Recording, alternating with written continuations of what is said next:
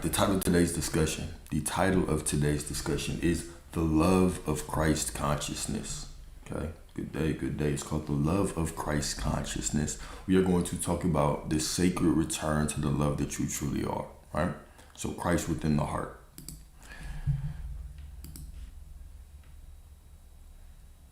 Yeah, okay. And I know that title's a little polarizing, so of course there may be a couple distractions falling through, but it is what it is, right? The Christ or the love of Christ consciousness. All right, so let's get into it. Right. You have searched the faces of others for what was waiting behind your own. Every prayer for love has been answered already, hidden in your breath.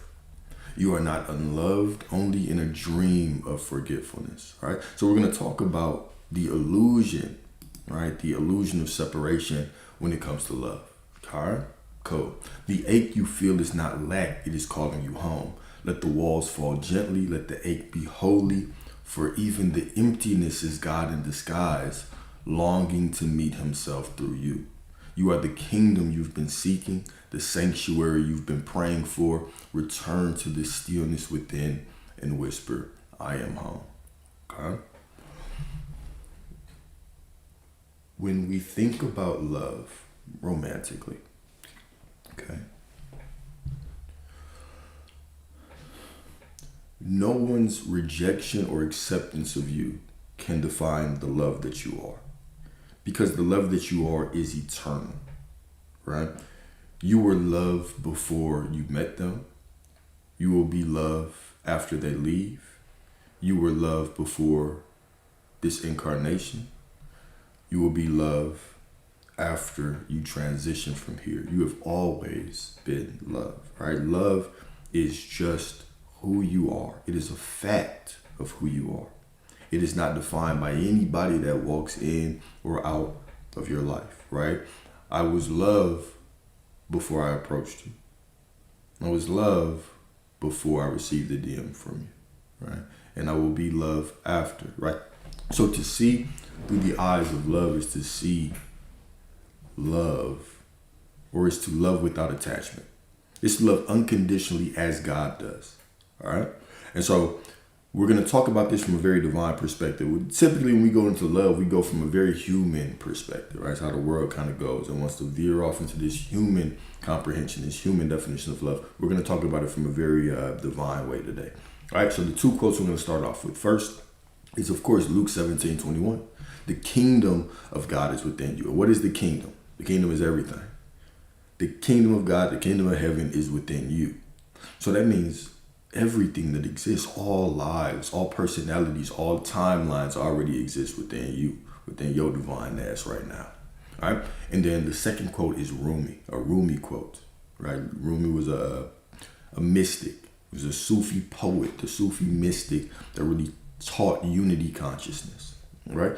Your task is not to seek for love, but merely to seek and find all the barriers within yourself that you have built against it, right? Pointing again to the fact that you are already loved. You are loved before you fall in love with someone out there.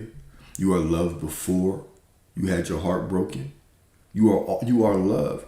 We simply need to do the work in what removing those barriers that we have put up, that we typically call our personality, right? I can't open up because this person did this in the past. I can't open up because this person on social media told me not to do so, okay? It is getting away from the illusion and getting back to the truth of who we are, all right? So let's talk about this quote. Love has never been absent, only hidden beneath the armor you mistook for protection. You built walls around your personality and called it strength. You closed doors on your heart and called it wisdom.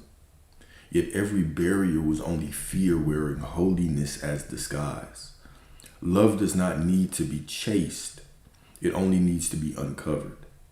It waits like light behind the clouds, unoffended by your storms, right? Same with God, right? Love is God. God is love. God is prosperity. All of these things, right? So love does not need to be chased. And we can think about this from the perspective of all things that are of God, right? How do I know myself and feel myself more as God? Well, stop thinking that you're anything else? How do I feel it mode? Stop waiting to feel it. You being God, you being love, you being prosperity is simply a fact. It's simply a fact. It's not up for debate at all. It's not a feeling to be chased. It is something to be remembered. This is why even scripture says, be still and know. Because in those moments, I remember having those moments where, when I first got on this journey, I would just feel this anxiety or this separation. Like, man, I get that I'm God, but dang, I still feel separate, right? And in those times, it was that be still and know that I am God. It was that cease striving and know, right? Well, all I have to do right now is I need to stop trying to feel better about it, and know that this too, that God meets me right here, even in this feeling, even in this emotion, even in this thought. God meets me right here in this moment. I am still prosperity, and I can accept that I am, even when I don't feel like it, even when the love walks away, right? So that helped me a lot, all right? So love does not need to be chased. It only needs to be uncovered. It waits like light behind the clouds, unoffended by your storms, patient as dawn returning to the same horizon it never left. To seek for love is to look for the ocean while standing waist deep in its tide. The moment you stop searching, the waves remember your name. When you release your defenses, when you let your heart crack open without demanding that it feels safe. When you let your heart crack open without demanding that it feels safe, you will discover that love was not coming to you. It was breathing as you, right? This is one of those divine realizations, right? Love was never flowing to you from out there. You were never attracting it. Prosperity, you were never attracting it. You were recognizing the truth that it's always been you. And now it flows from you, and you simply walk through reality and experience yourself. Okay? You simply walk through reality and experience yourself. Huh? All that remains is to dissolve into that presence. To remember that what you have been waiting for is who you already are. I'm going to read this one more time because it's very profound. Okay? And so we talk about the illusion of even, quote unquote, feeling safe. And when we talk about things like nervous system regulation, right? Because that's a buzzword. Feeling safe, right? I want y'all to remember, okay? That right there is where we can get trapped. That is the illusion, thinking that right now, right here, in whatever state that I am, right? This even scripture says, come as you are. Come as you are. Meaning whatever state that you're in, right? A state of anxiety, of fear, of doubt. If I feel lack, I feel this unworthiness, I feel this separation. No. Just be still. Stop trying to feel better about it. Stop trying to work through it, and just know that even here, you are perfect and you are God. This is when you start breaking through the illusion, right? Because the mind always wants to say, well, you say you're God, but don't you feel separate? You say your prosperity, but look at the bank account. Can't you feel that pain in your side, that pain in your stomach? Can't you feel that? Well, then you must not be worthy. But that is where you have to confront the illusion, right? No, I still am. I still am. I am that I am, right? No matter what. That no matter what becomes very important in these times, all right? So hear this. To seek for love. To seek for love, whether it's a feeling of love, whether it's love out there. To seek for prosperity, whether it's a feeling of prosperity, is prosperity out there. Okay? To seek for anything, right, is to look for the ocean while standing waist deep in its tide. The moment you stop searching, the waves remember your name. When you release your defenses, when you let your heart crack open, without demanding that it feels safe. Right there was the key. Right there was the major key in this, okay? When you release your defenses, I can't be worthy right now because I don't feel it. That right there is a defense as well. When you release your defenses, when you let your heart crack open without demanding that it feels safe, you will discover that love was not coming to you. It was breathing as you. You are not attracting any of this. You are recognizing it within yourself, and then you're just walking through the recognition of yourself. You are walking through the experience of yourself. All right? All that remains is to dissolve into that presence, to remember that what you have been waiting for is who you already are. Beautiful. Beautiful. Right? Beautiful. Sometimes I say something meaningful. Right? So the divine homecoming, the ache to be loved is homesickness. The ache to experience prosperity is homesickness. The ache to be worthy, to feel worthy, is homesickness.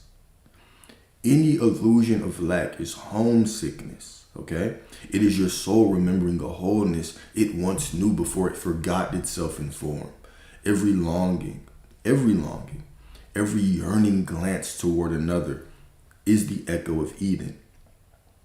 We talked about the Garden of Eden, right? We did like 2 YouTube videos strictly on the Garden of Eden. We talked about different metaphysical meanings for it, okay?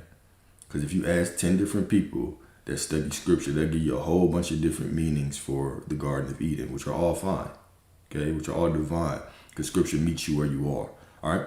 But one of the metaphysical meanings of it is that when Adam and Eve were in the garden, okay, they were in unity with Source. They needed nothing. They just ran around bare ass, no clothes. They needed nothing. They did not worry about food or anything or yada, yada, yada, okay? Now, they had that one rule. Do not eat of that tree of the knowledge of good and evil. Remember, eating of this fruit, or this tree, did not initiate punishment, okay? It initiated forgetfulness. So the casting out the garden represented metaphysically, one of the representations metaphysically is simply you're falling into duality. You eat of the fruit. Now you believe that you're separate from God. I have to hide from God. I have to tell him, hey, I thought I was going to be ashamed. I was ashamed you're going to see me naked.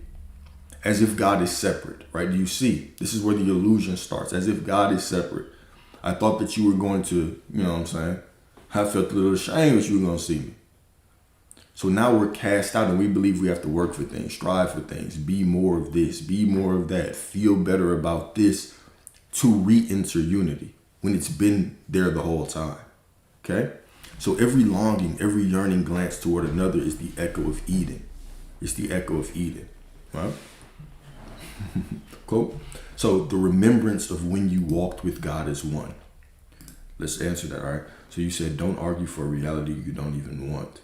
What does the opposite look like? It means accepting that right now. All right. So this goes hand in hand with what we're talking about now. Okay. If the kingdom is within you, let me take a step back. Realize this when you're on this reality creation journey. Okay. We're not manifesting anything out there. We're recognizing that we're already the manifestation. All right. The spirit of God, pure spirit, the fabric of reality. Right? God is pure awareness, pure spirit, pure consciousness, pure energy, right? And illuminates, flows through all things. Okay. So some people will say, well, yeah, talk to your water because water is conscious. But the thing is, everything is consciousness. The cup that holds the water itself is consciousness, all right? What is the difference between me and this cup? Is that I have this divine ability to be aware of myself. Okay, it's still consciousness, but I have the ability to be aware of myself. All right, so everything is God. And I am the manifestation of all that there is. All that there is me, it's within me. All right, so one of the ways that we define God is God can't be separated or chopped up, right? God is omnipresent. God is all that there is. God is infinity, right? Where a piece of God is, all of God must be there. So I'm not just a fragment of God. Okay, I'm the wholeness of God pretending to be a fragment. Right? We'll often hear in the spiritual space that you're a fragment of God. You're a piece of God, right? But that's bullshit, all right? You are the wholeness of God. God cannot be separated. Cool. So if I'm the wholeness of God, let's talk about that, right? That means that I'm an infinite being. You're an infinite being. We are infinite beings. And the nature of an infinite being is that within me, all versions of me exist. Okay? In all versions of me, when I'm talking about versions, I'm talking about in this vessel, I'm talking about what we perceive as past lives or future lives, which don't really exist. They exist, well, they exist, but they exist right now in this moment. So past lives, future lives, these lives, infinite of them exist within me right now. Now, what is attached to every version of me? A timeline, a reality per se. Okay? So every perspective or every version of me has its own external reality. Because this is the nature of reality. Because I'm God and all that there is within me, everything I experience in my physical reality is just a shell. So as I walk through reality, boom, source, God, that energy, right? It flows through me based on who I'm being, and it animates everything around me. So when we say everybody is you pushed out, let's talk about how much more profound it is than just that. Because there's a basic understanding in that definition, right? But everybody is an empty shell. But when me, walk in a room with my awareness, everything is animated based on my assumptions. So God flows through me and animates everything. You're animated by me. The phone animated by me. The computer animated by me, right? It's all animated by me. What this means is that everything is within me. Okay? Everything is within me. What would it apply in this mindset? Gotcha. We're going to get there. We're going to get there. I just like to take the slow route. I like to take the scenic route because I know that when we get on these discussions, some people are a little bit further ahead than others, right? So I just want to jump into the meat and potatoes. Sometimes I want to season it up a little bit, all right? So now everything is already within me. So there's nothing out there to change. There's only the version of myself that I want to choose. And when I choose the version of myself, now it all flows from me and it flows into reality. Okay?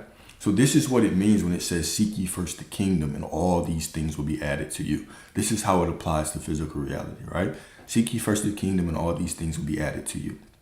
It does not say seek ye first all the traits within your specific person that you want to change and then affirm for them and then they will be added to you, right? It says seek ye first the kingdom. What that means is that even the version of them that you want, it exists within you. It doesn't exist out there.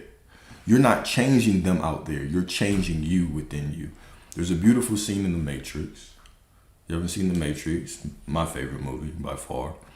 But there's a scene with Neo, right? Neo's the main. If you haven't seen The Matrix is basically about this gentleman that works this computer job, his dead-end job. And he is approached by this group of people, and he's given this choice to wake up from his walking dream or to stay asleep and stay in the walking dream. The walking dream represents reality, okay? So he's presented the option, take this red pill or the blue pill. One of the pills will wake him up, the other pill will keep him asleep. So what Neo represents, the archetype of Neo is the archetype of the awakened self. Right. So in his waking or in his dream life, his waking dream, his name is Mr. Anderson. Okay. But in the quote unquote computer world, I think he's like a programmer or a hacker or something. His name is Neo. So he takes on this moniker, this new name as Neo when he awakens. There's other archetypes in this movie. All right. Morpheus represents the archetype of the higher self. If you remember Morpheus held the vision of Neo the whole time. He didn't waver. You are the one. Even when Neo doubted it, even when others doubted it, even when the Oracle didn't tell him that he was it because she was trying to force him to make the choice for himself. Morpheus held the vision that you are it. All right. So Morpheus represented, if you think of the Bible or scripture, right? Morpheus will represent John the Baptist. John the Baptist was the herald for Jesus, right? He doesn't create Jesus. He can't create Jesus. Jesus is already Jesus. The one is already the one, right? Morpheus doesn't create Neo. Neo is already Neo. Morpheus simply is his herald. He speaks of him before he arrives, right? One will come after me that will baptize you with the Holy Spirit. I will baptize you with water. The one will come after me, right? Morpheus said, I can do all this shit, but he is the one. Whether you believe or not, you are the one, okay? Now you also had the being Agent Smith. Agent Smith represents the ego or the shadow self. Right, so Agent Smith was the one who, the whole movie, even after Neo woke up, he was still calling him Mr. Anderson, right? The same way that the ego's like, you say you're God, right? Well, what about this situation? What about that? What about this feeling that you have? What are you even doing this shit for? Do you even know what you're doing it for? Oh, this shit doesn't even make sense. If the purpose is your God, then what the hell are you doing in life? What are you doing? It's always questioning you, always asking these questions, always trying to remind you of who you are. Right? The ego self, the shadow self. And you have several other. You have Cypher, who is Judas. You have, Trinity, who represents kind of the divine feminine aspect of you. Basically, she kind of represents Eve, right? She calls Neo into enlightenment. Right? The same way that Eve kind of called Adam into enlightenment in one of the metaphysical translations of the Garden of Eden. Right? So anyways, backing up, we have this beautiful scene in the Matrix where Neo is walking into the Oracle. The Oracle represents inner wisdom. Right? Now the Oracle can speak things, right? It's like going to a tarot card reader. They can tell you things, but I have the final say so on what my destiny is. Like what you say to me only matters if I accept it as the truth. If the doctor tells me I have 3 months to live, it only matters to me if I accept it as the truth. If you tell me, no, Alex, this is your zodiac sign, you have to be like this. I'm not arguing that they are true or not, right? What I'm saying is that I still had the final say so to say, oh, because I'm Scorpio, I have to be like this and I can only date these type of people. I have the final say so because it's still my reality. So Neo goes into this, he goes into the Oracle, who represents his inner wisdom. He's talking to this little kid before.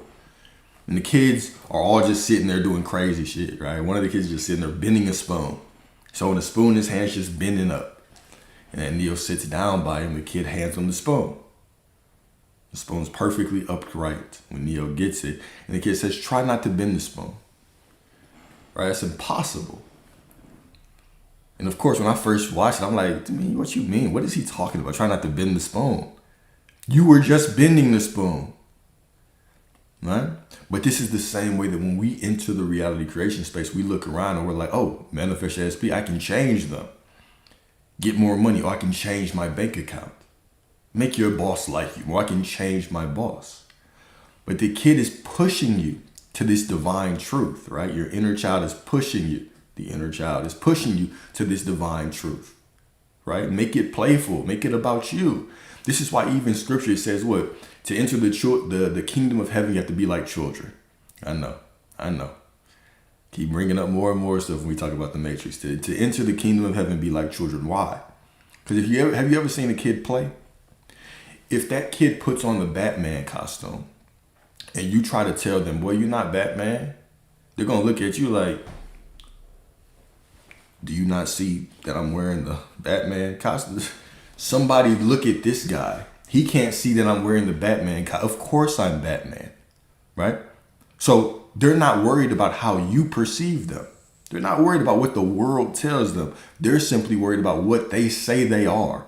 I said that I'm Batman, therefore I am Batman, all right? So this inner child is pointing Neo to the truth. Try not to bend the spoon. That's impossible.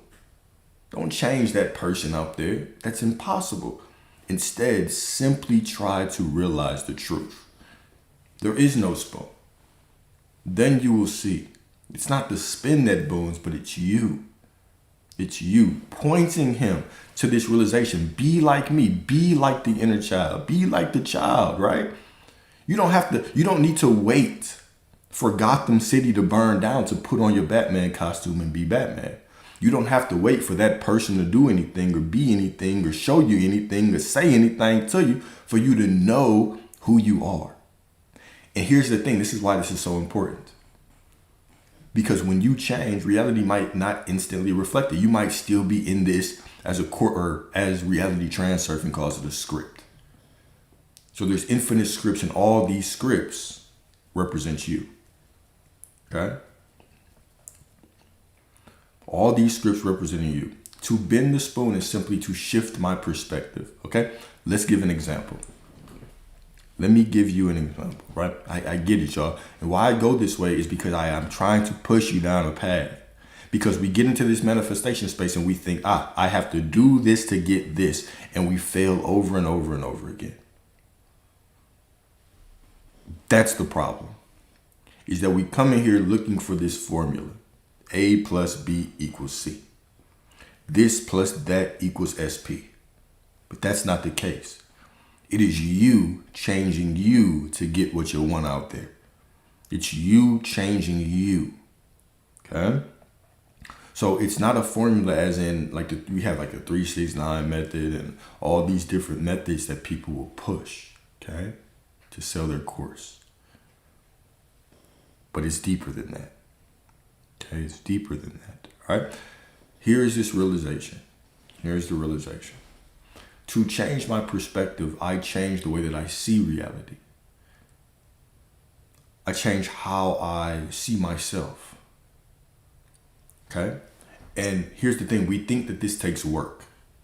Okay, to be prosperity. Of course, I get it. Well, to be prosperity, now I need to affirm until I feel like prosperity. But that's not the case as well. That's you trying to do something to be something. That's you saying that one day when I feel better about somebody that I do not believe that I am, then reality will show me it.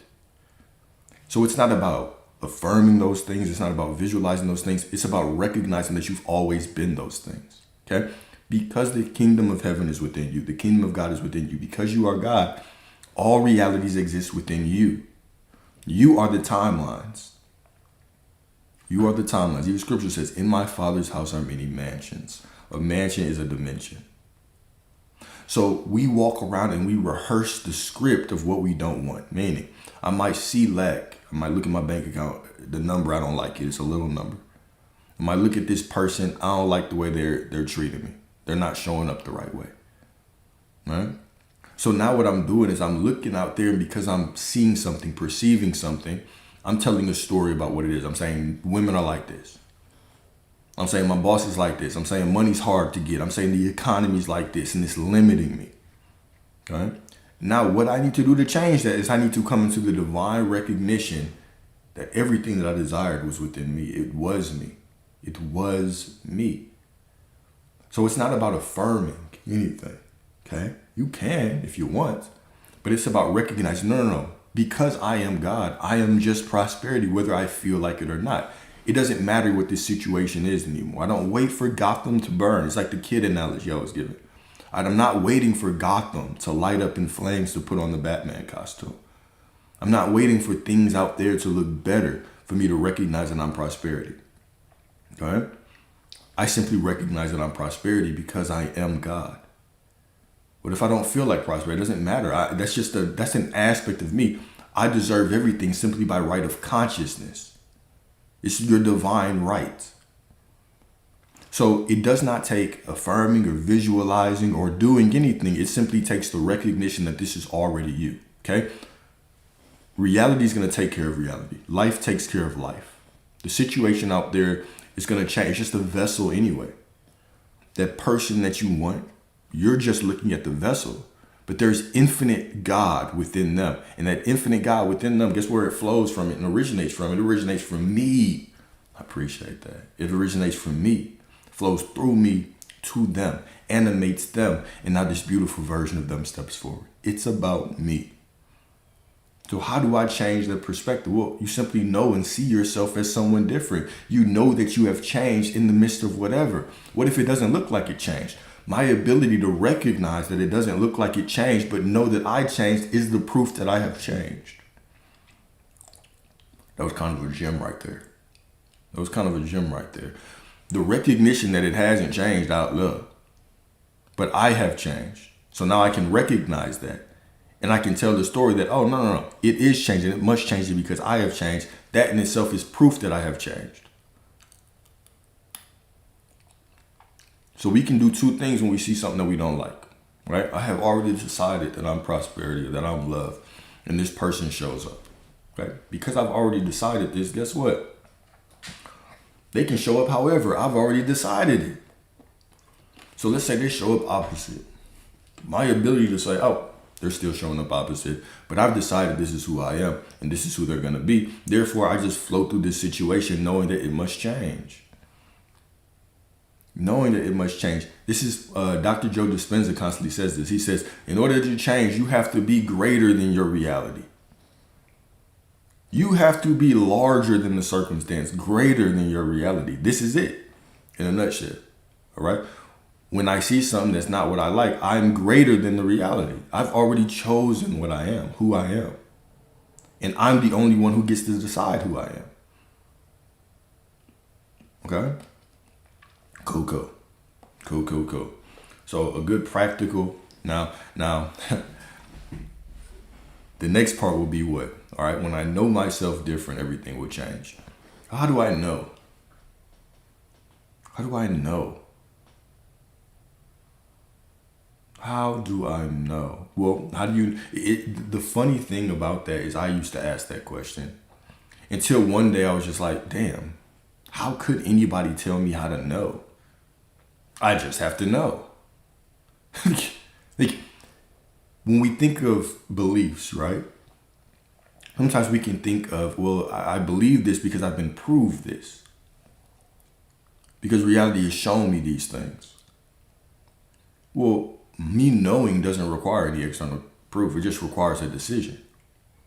It's a choice. To know is a choice. Right? To have faith is just a choice. I'm always having faith in something. I either choose to have faith in what I want or I choose to have faith in what I don't want. I choose to have faith to say, okay, it's all working out for me, or I choose to have faith that it's not. Either way, it's a choice. To choose, to decide, to know, how do I know that my name is my name? If you call me an opposite name, how do I know? If you're not talking to me, I just know. Right? So sometimes we'll start asking questions about things like, oh, how do I know? And of course, that's that human mind always looking for a formula. But there are times where we just have to sit and look at our own questions and be like, yeah, I guess to know is just to know. It's a decision. It's a choice. How do I know that it's all working out? Because I make a decision to know that it's always working out. Right?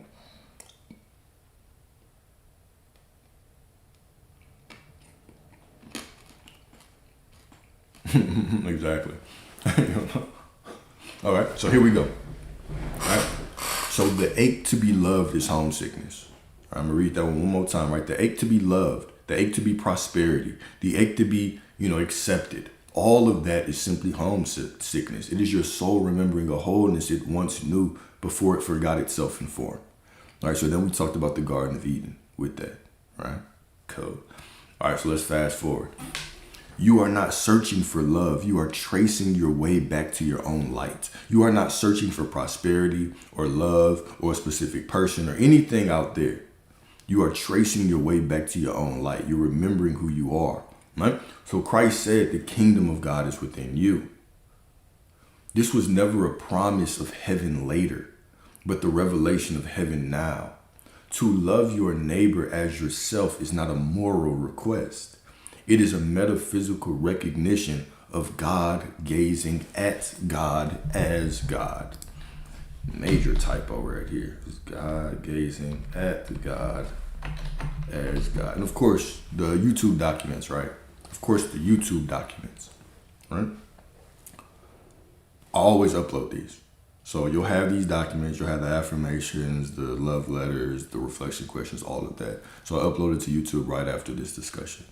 So, of course, you got it to drop. You can always get it there. You can do whatever you want with it as well. All right. So here we go. To love your neighbor as yourself is not a moral request. It is metaphysical recognition of God gazing at God as God. Beautiful. For there is no neighbor. There is only self appearing in different disguises. There is no neighbor. There is no specific person. Hell, there's no mother. There's no father, physical father that I call a father. There's no friends. There's no none. There's simply me recognizing myself in different forms, right? So even when we say things like, hey man, Alex, I want this close friend group. I want deeper connection in my reality. And I say, okay, well, you simply want to experience yourself in different forms. Accept it. Accept the desire as the promise. It's all you anyway. They're empty vessels carrying your assumptions. Exactly, right?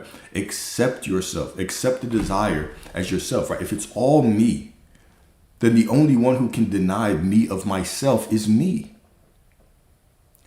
It's very empowering to remember that you are the only one. The love I seek is the love I am. The relationships I seek that's me. The friendships I seek are me. I just desire to experience myself in different forms. Another way of saying that, right? What's another way of saying that my desire for close connection is just me desiring to experience myself in different forms? Well, another way to say it is God desiring to experience God in different forms. God desiring to experience God in different forms, right? Because you are God. Vice versa. It's synonymous, all right? Where does God end and you begin? Where do you begin and God ends? Right? You're one and the same. So the Spirit of God is made manifest within you. The Spirit of God is made manifest within you. Okay? And so if this Spirit of God knows that it's all that there is, on a soul level, you know that you are all that there is, right? Well, then how would you point yourself to that greater truth? Well, how would you point yourself to that greater truth? You would give yourself a desire. Okay? You would give yourself a desire. So the desire is a divine urge of source wanting to experience more of itself, or simply source reminding you that there is more to you than you are seeing now. So when we start even understanding this, right, our ability to perceive our emotions, our desires change, right? In one place, when I saw separation, right, I would see my desires as lack. When I saw separation, I perceived my desires as lack. I don't have it. But when I realized it was all me, even my desires became holy. Yeah, it was another gem right there. Even my desires became holy, because it's just God recognizing that there's more that I'm seeing right now. And so when I accept that desire as simply part of me, as a divine urge to experience more of myself, now I can allow those things to flow, knowing that it's a promise. It's all me anyway. Okay? It's all me anyway, right? So that gives another meaning to the your will, not mine, be done. Your will, not mine, be done. Because sometimes I can be fearful, but I still call on your will because your will is the desire. You gave it to me. Beautiful. All right. So to love your neighbor as yourself is not a moral request. It is metaphysical recognition of God, gazing at God as God. For there is no neighbor. There is only self appearing in different disguises. I appreciate you, brother. Appreciate you. Oh, okay. I love that. All right. I love that. Right. So when we talk about breathe, right? We talk about breathe. Love that. Okay. So I remember when I first got into this space, people would say, all right, breathe, right? Because breathing brings you back to the present moment and it grounds you. But like the comment just said right there, it's much more profound than that. Because God animates you. And we're actually going to get into this because this actually ties into this discussion very, very well. All right? Because God breathes life into you. Because you are animated by the Spirit of God. Simply your breath is proof of God's existence. Simply your breath is proof of God's love for you, that you are unconditionally supported. It's not just that your breath, your breathing brings you back to the present moment. It's much more profound than that, right? I could be feeling anxiety. Can I breathe right now? Well, then that's proof that God desires me, that God's still 100% me, right? It's my heart beating right now. That's proof of God's infinite love, right? You are so unconditionally supported in this life that there's an energy that creates universes, that takes care of your heartbeat, that allows you to forget, right? To breathe and just breathes for you. That's it. It's just proof of your divinity. All right? You got to remember, y'all, doubt, fear, anxiety, these are normal parts of your human experience. We often will try to just blast through them just so we can get something. Oh, if I don't feel anxiety, I can get my manifestation. So how do I get over doubt and fear and all? You go through them the same way you would go through them if you weren't on this journey. You simply experience your humanity. How can I tell you how to get through doubt? It's a part of your human experience. It's a part of your human experience. It does not take away from who you are. Nothing can be added, nothing can be subtracted from infinity. Because you're God and you are infinity, nothing can be subtracted or added to you. Nothing can be added or subtracted to you. It's simply an alarm or a reminder to you right now that you are a human, that you are all of God, but you are perceiving this illusion of separation so you can experience yourself. Let's even talk about that, right? Because those were the questions that I had. Well, what if I don't, feel close to God? I know that I'm God, but bruh, like sometimes I just don't feel that closeness. I don't feel that connection. Or how do I really ingrain that? And I was like, well, look, you simply are God, right? Okay, this is a fact. Let's get beyond that first. It's a fact, not a feeling that you're God. But now let's break this down. Because you are an infinite being and you are love, how would you experience love? If you are love, how would you actually experience love without the illusion of separation? How? If you truly felt the oneness and the unity with everything, you would go crazy. If you felt the oneness with the bird and the tree and all of this, right? If you walked around having just your consciousness was just intertwined with everything at all times, and you were 100% aware of it, you wouldn't know up from down, right from left, forward from backwards. You could not do anything. You just would be. I'm going somewhere with this, right? This is source. God just is. All information, all things, all at once. God just is. And all of this is you. Okay? All of this is you. All of this is you. So now all of you, right, is placed into this prism. All the light that you are is placed into a prism in the middle of reality. And this prism is called an ego. So you receive this individualized perspective of all that you are through this mechanism called the ego. And if you ever looked at a prism, right, a prism is, it could be a cube or a sphere or a triangle. It could be all these different things, but it consumes light and then it shoots light out in a direction, right? Refracts light, bends light. So you can think of the bending of the light and the shooting of the light out of this prism as the individualized perspective of all that you are. The prism still contains everything, but you simply see one perspective at a time. So the ego is this holy, divine mechanism that actually allows you to experience yourself. All right? So on a soul level, you know that you're this infinite being. You know that you're connected to everything. But from an ego individualized perspective, you have this individualized perspective so you can experience all that you are. Ooh, that was a bar. So it's natural sometimes to feel separation, but that's just the proof that you are so divine that you're able to have this human experience. All right? Now, when we think that everything, or when we remember that everything out there, right, is us, is source, is God, is all that there is, right? Even that separation, okay? Even that separation is simply a calling within ourselves. It's a reminder. That feeling of separation is just a reminder right now that no. You are absolutely connected. You're just having a human experience. This is simply part of the illusion. It's nothing to run from. It's nothing to try to work through. It goes back to that verse, right? The be still, the cease striving and know that I am source. Cease striving and know that you are God. Know that I am God. Beautiful. Okay? Beautiful, beautiful, beautiful. All right, so the next part. The mirror of Christ consciousness. So we're going to get a little bit deeper into this, right? The Christ within you does not love sentimentally. Okay, the Christ within you, right? Source does not differentiate between love and romantic love. Let me put it like that. It's a different way, okay? You don't have to spam, bro. See you. We're going to get to it, all right? The Christ within you does not love sentimentally. It loves unconditionally and universally. It sees itself in every being, every face, and every form. This love is not transactional. It's just the truth of your being.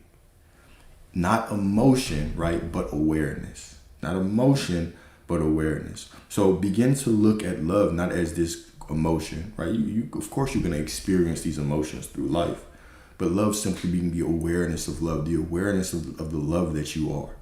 Now, when I'm aware of the love that I am, even romantic love becomes tastier, more delicious, right?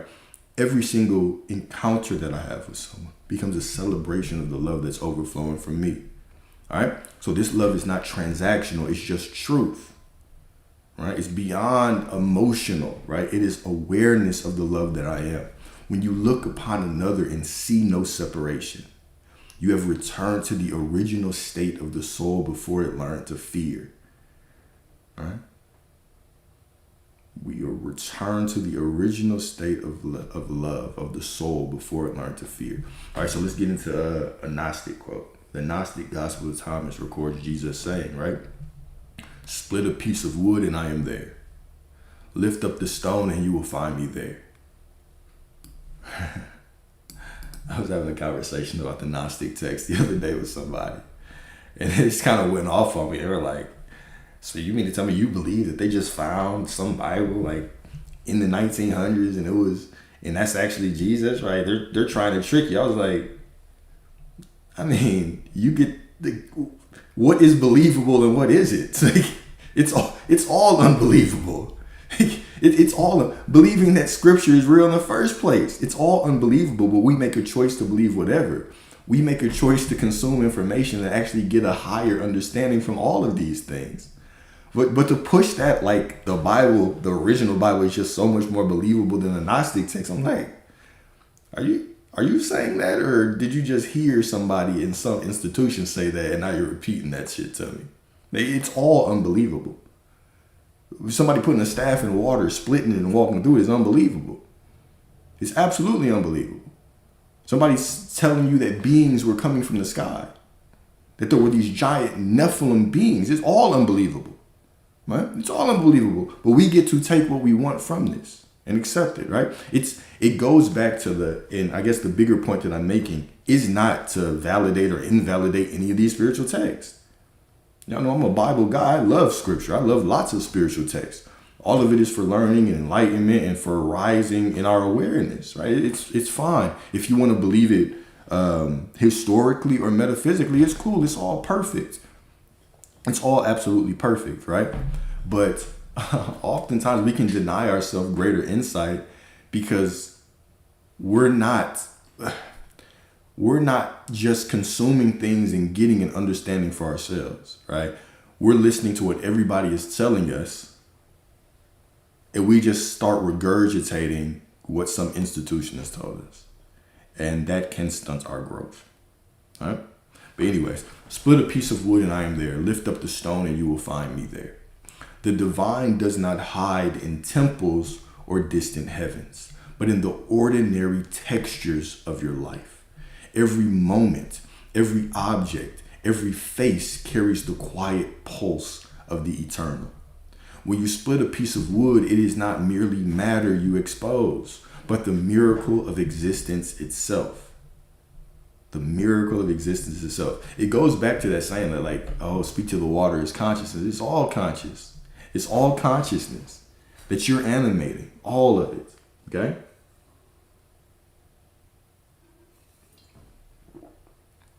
Speaking of water. All right, so when you split a piece of wood, it is not merely matter you expose, but the miracle of existence itself.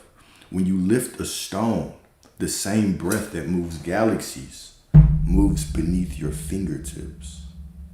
The same force, power that creates galaxies took care enough to create that beautiful blade of grass,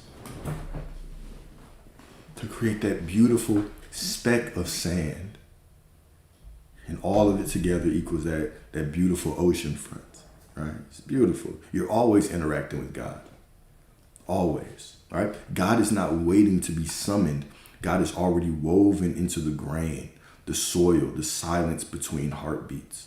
To see this is to awaken from separation. There is no sacred and profane, right? Sacred and profane are simply perspectives of a human mind that perceives duality. Now, I'm not saying that we have to drop all of our concepts of right and wrong, right? Don't miss that, okay? You have this individualized perspective of reality based on an ego, which allows you to actually be here. So we're always going to perceive separation. We're always going to see things in terms of me, you, us, them, good, bad, right, wrong, cool. That's how we experience life. But I can still pull myself back and say, okay, cool. I'm entitled to have my beliefs, so are they. There is only one mind. There's only one thought. It's I am. All of us are simply taking individualized perspectives of all that there is. Okay? So there is no sacred and profane. No there and here. Only the infinite dressed in disguises of the finite. Every heartbreak, every conversation, every act of creation is the divine revealing itself again. Let me slow down. You need not ascend to find God, right? You don't have to climb this ladder of righteousness to find God. You need only pay attention. The holy hides in plain sight, asking you, can you recognize me now, even here and even in this? Love is not something that you do. It is what you are when illusion dissolves. When the false boundaries between I and you vanish, you behold the living Christ shimmering in every reflection. When I begin to see life through the eyes of devotion, see that specific person, see my mother, see my father, see my sister, see my friend, see my whatever from the eyes of devotion, then every conversation with them becomes worship. It becomes an honoring of the God that they are, of the God within them. Okay? I no longer worship the vessel, but the infinite within the vessel. Right? When you realize this, you'll notice, or you will wake up to the fact that there are infinite people. Here's a gem. There are infinite people that will be transformed by your love. By you knowing who you are. Okay? There are infinite people that will be transformed by your love. When you stand before anyone, you stand at the altar of God because they are the temple of God. Do you hear what I'm saying? When you stand in front of anyone, you stand at the altar of God because they are the temple of the God. Yeah, and when I say infinite, keep in mind, right? So we perceive that there's around 8 billion people in this world.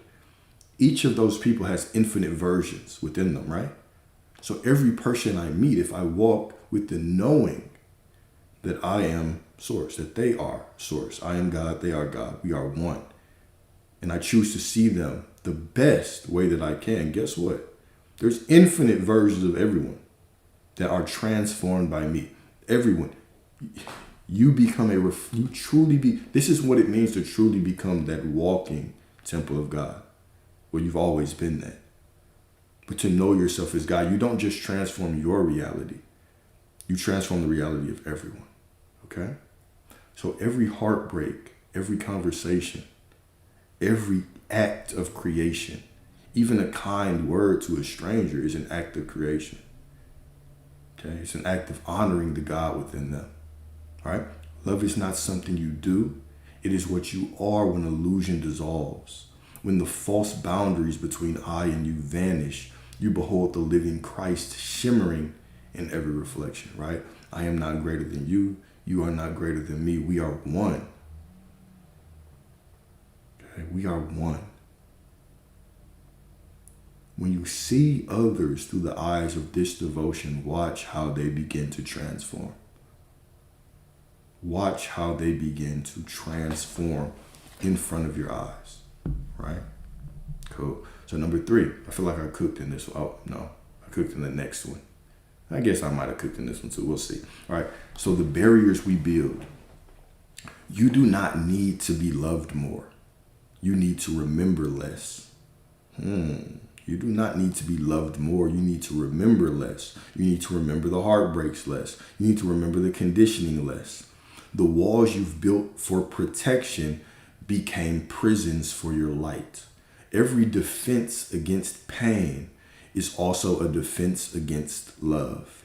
Every defense against pain is also a defense against love. All right, so now here's a Rumi quote, right? The Sufi poet, mystic, right? Love is the bridge between you and everything. Love is the bridge between you and everything, all right? Love is the invisible thread that dissolves the illusion of distance. It stretches between souls, between moments, between what you think is you and what you call the quote-unquote world, until separation itself becomes a sacred myth. Love is not what you give or receive. It is the current that flows when the walls of the self are lowered and the truth of unity is remembered. It is the bridge that connects heaven and earth. It is the bridge that connects heaven and earth. You and reality. Higher self and your conscious mind. Whatever you want to call it, all right? It is the bridge that connects heaven and earth, spirit and form, heart and matter, revealing that they were never apart to begin with, right? When you begin to truly see with the eyes of devotion, you'll see you were never apart from anyone. The love that you desire from them is simply the love that you are. And when you recognize that love within yourself, now that love overflows from them because that love overflows from you, fills them up, and then you experience yourself. What a paradox. What a mind twister, Alex, right? To walk this bridge is to live awake. It's to stop sleepwalking through life, simply living based on past programs, what the people on the internet have told you, right? Based on the things that you've experienced in your life. The heartbreak was never meant to be your prison. It was simply meant to push you to the fact that no. Like, the vessel is temporary. Love can't leave you because that person was not the gatekeeper of your love. People can't leave you. The love that you receive for them, it can't go anywhere because it originated from you. All right? So to walk this bridge is to live awake, to see God in the eyes of a stranger, in the ache of heartbreak, in the stillness of your breath. Every act of genuine love restores wholeness to creation. When you love, you collapse the space between I and them. And in that collapse, eternity shines through. The bridge is not built through effort. The bridge is not built through effort. Right? When we feel like, I don't know, bro. I just don't feel love right now. I don't feel love. That is when we have to be still and know that I am God. Cease striving. Stop trying to feel it and just know love is a truth of who you are. It's not a feeling. God is a truth of who you are. It's not a feeling. Don't wait for the feeling. Simply decide who you are. Simply know who you are. You don't have to decide. You just have to know. You just have to realize and remember who you are. All right? The bridge is not built through effort. It appears the moment you choose to see with compassion. In that seeing, you realize you have never crossed over to anything new. You are always standing in love, remembering your own reflection in everything, right? We stand in the ocean of love and we sit around looking for love, trying to feel it more. But it's you. You're already standing in it. You're already standing in it, right? And yeah, once we get through it, I'll pick up some guests. But once I get through this, because I got to get the YouTube part recorded, right? Well, y'all remember, sex is simply an expression of energy. It's an expression of energy. It's one expression of your divine physical nature. That's all, right? So healing then, right? Healing then is not about gaining something new. You can't add or subtract from all that there is, and all that there is already within you. Healing then is not about gaining something new. It is the sacred uncovering, the gentle peeling back of what was never true. This is what healing. So the moment I have my awareness on a story I don't want to experience it anymore, that is the healing. I'm allowed to tell a new story. I'm no longer bound by my past. My past is not the prison. It was the path that led to the perfection of me in this moment. My past was never a prison. Never a prison. It was the path that led to the perfection that I experience as myself, as God right now in this moment. In this moment, okay? You are not becoming whole. You are remembering you always were. What breaks your heart is not love. It is resistance to the love that cannot be lost. It is simply looking at love from the wrong lens. Simply looking at love from from the angle of possession. Put it like that, from the angle of possession. All right, so here we go. The Christ within the ache. The Christ within the ache, the heartbreak, the betrayal, the physical transition, the death. Okay, let's talk about that. Even your loneliness is holy, for it is God knocking from within. When you sit in silence, right, craving to be seen, it is the divine longing to be recognized through your own eyes. Let's put that in a different way, okay? Let's put that in a different way. It is the divine longing to be recognized through your own eyes. You think that you desire these things out there. But what you desire is to know yourself as source, so those things, quote unquote, out there can be actually added to you. To actually be added to you, right? So when you accept the desire as the truth of who you are, now the desire can show up out there. But when we constantly think that the desire is something that needs to show up out there for me to feel it internal, now I'm trying to create backwards. Okay? Beautiful. All right, so here's a quote from Julian of Norwich. Julian, or maybe it's a Julian of Norwich, all right? I'm sure somebody knows. We are not just made by God, we are made of God. We are not just made by God, we are made of God. All right? Here we go.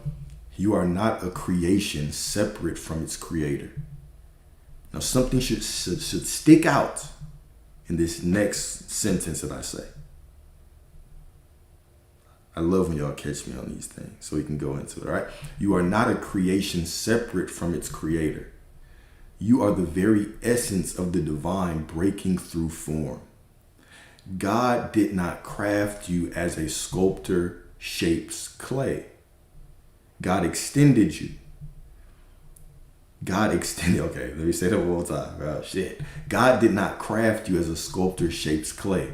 God extended as you, the infinite taking shape for the joy of seeing itself reflected in human eyes. Now, when I say that, you might say, what you mean we weren't sculpted out of clay? Clearly we were. Read scripture, Alex. You're contradicting yourself. What do I mean by this? What do I mean by this? All right. So we have to remember, right? There's two parts of that story, all right? So let's break it down. When scripture says we were, quote unquote, made from the dust of the earth, right? That's Genesis 2:7. Genesis 2:7, all right? It speaks to form, but not essence. So the first part is talking about form, not your essence, all right? It describes the vessel, not the spirit within. Hold up. Please keep up. Please tell me that y'all are listening to me, all right? It speaks to form and not the vessel. Or it speaks to the vessel and not the essence. Whatever we've been talking about. Not worshiping the vessel of someone and worshiping the essence. Because the vessel is temporary. Right? It ages, it passes away. It ages, it passes away. Right? That specific person you want. They're just a vessel. There's infinite versions within them. There's an infinite God within them. All right? So when we talk about this, man, all this shit is connected. When you start looking at it metaphysically, it's all connected. All right? So it describes the vessel and not the spirit within it. The clay is the body. When I look at someone purely through the eyes of lust, and I don't just mean lust sexually, right? I don't just mean lust sexually. I mean, I'm simply looking for you to satisfy something within me. I need you to do this so I can feel better about myself, so I can feel good, so I can feel satisfied. I need you to do this, show up like this, talk to me like this, validate me like this so I can actually feel like I'm this. This is looking with the eyes of lust. This is usually stemming from me simply worshiping the vessel and not the essence. All right, cool. So the body, the clay is the body.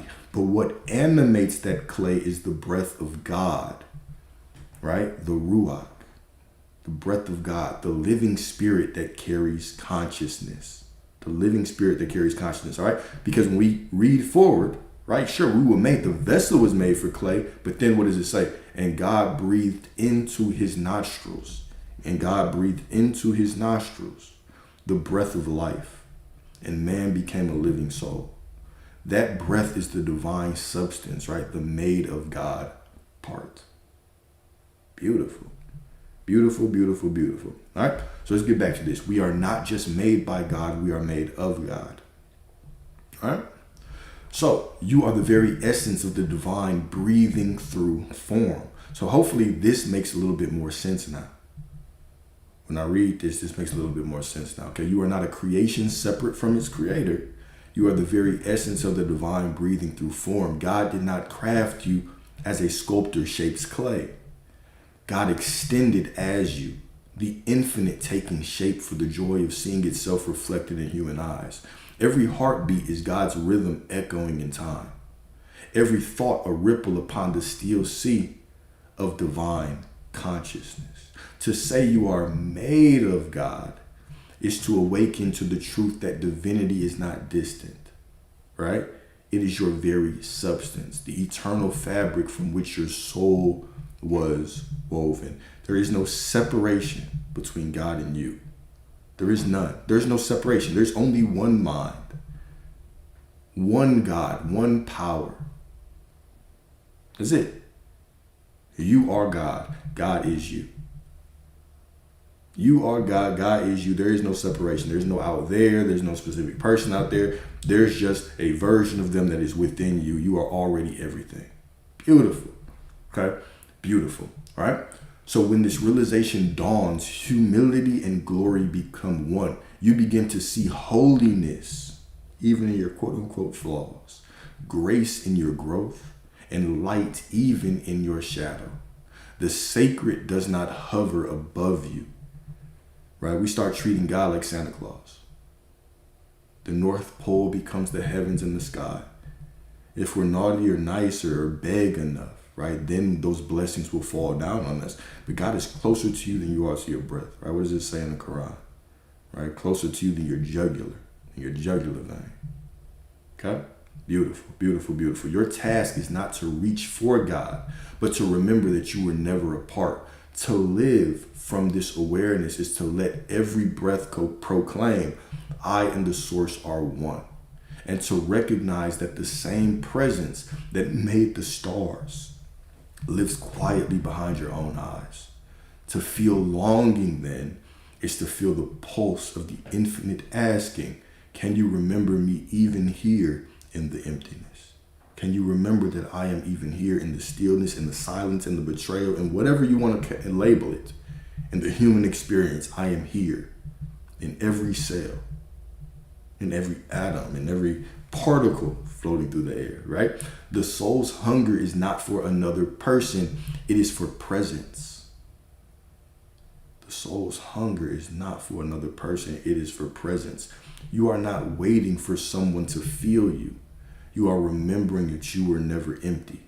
In every heartbreak, in every moment where we perceive lack, the bills are piling, whatever the case may be. Christ whispers, right?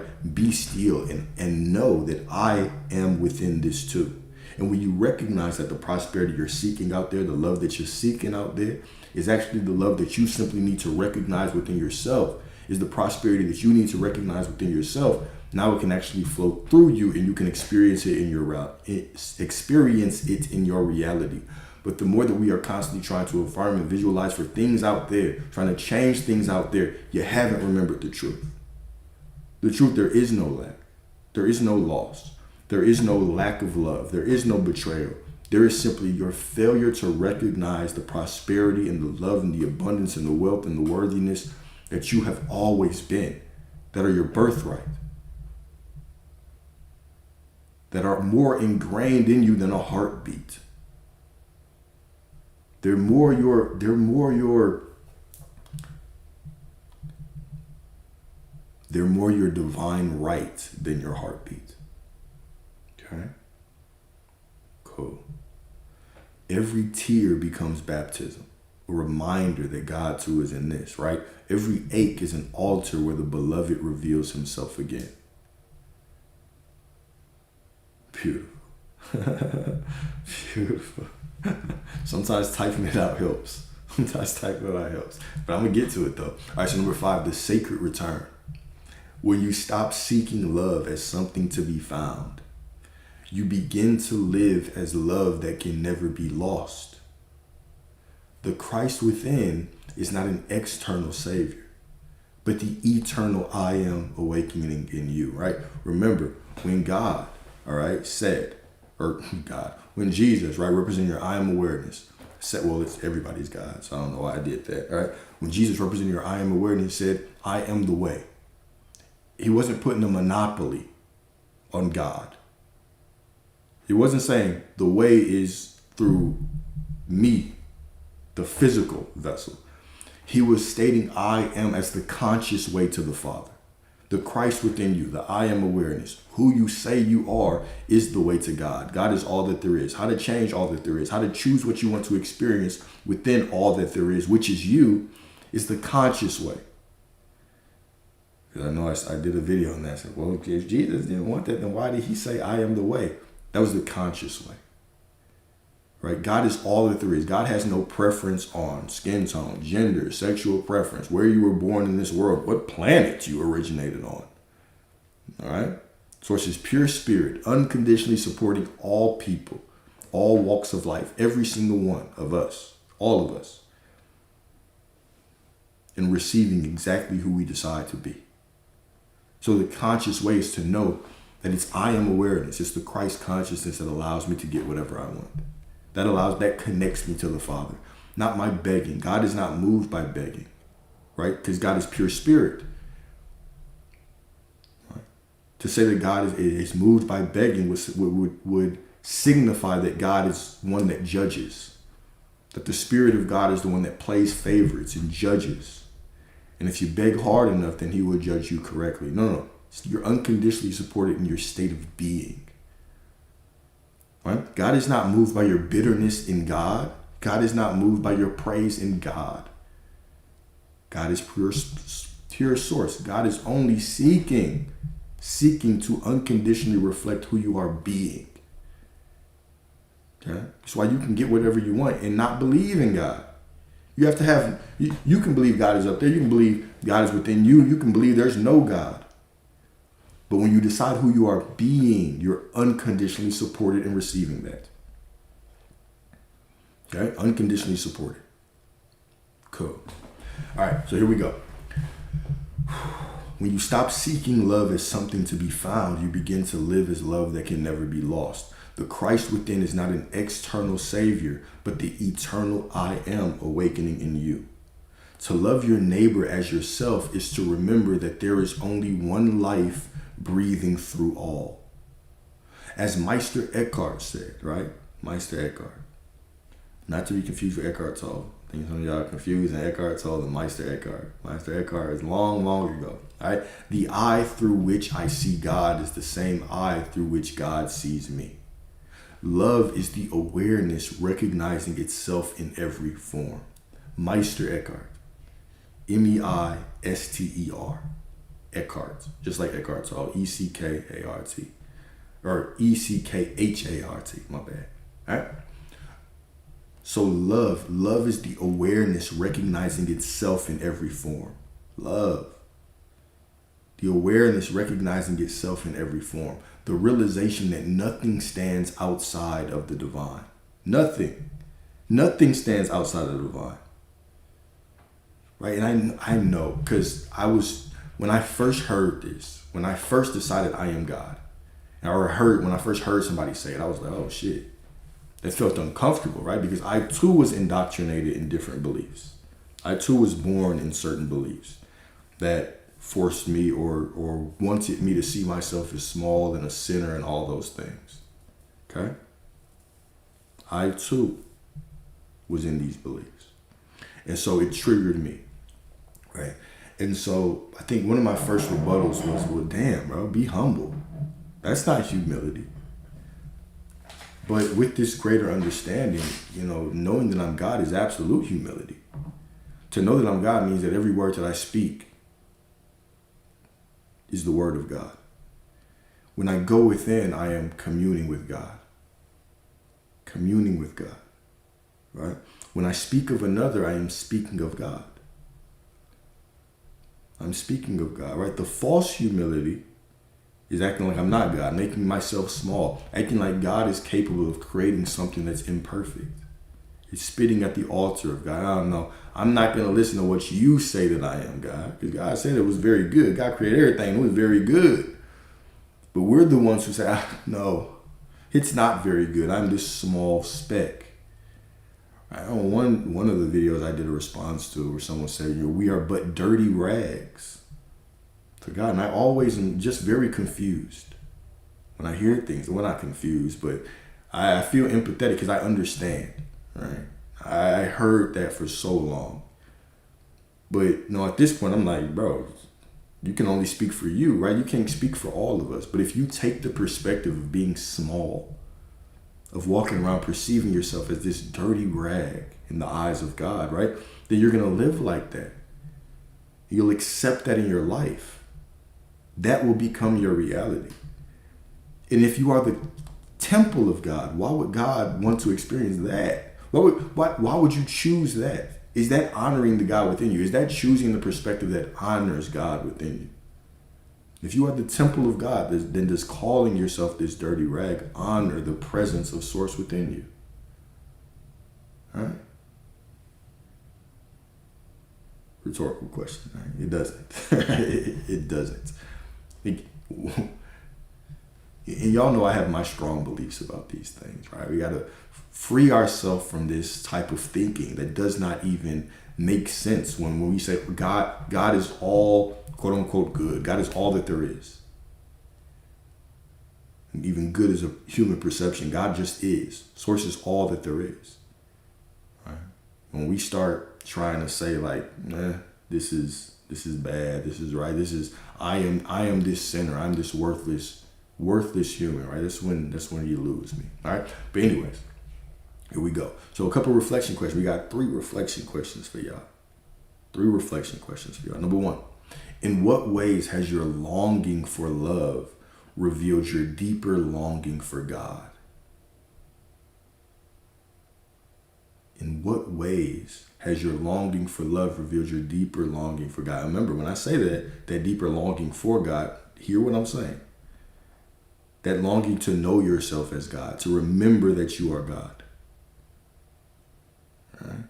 To remember that you are God. In what ways has your longing for love revealed your deeper longing to remember that you are God? Okay? Beautiful, beautiful, beautiful. All right, number 2. Okay. Number 2. What walls of protection have also become barriers to receiving divine love?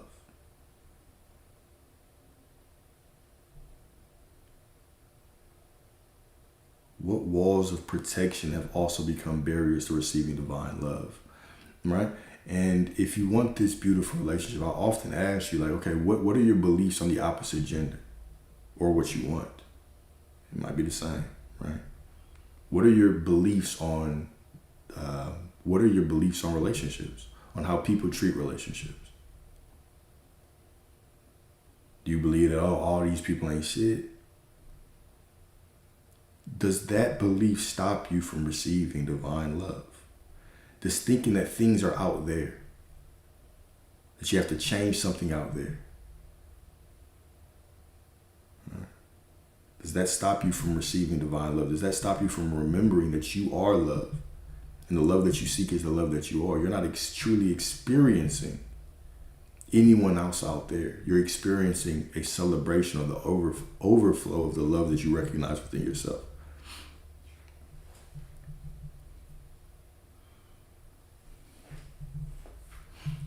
What's up? And then number 3, right? Number 3, how might you practice loving your neighbor as yourself, as awareness and not emotion? I think that was a good question right there. All right, this is the practice, right? This is the practice right here. How might you practice loving your neighbor as yourself, as awareness and not emotion?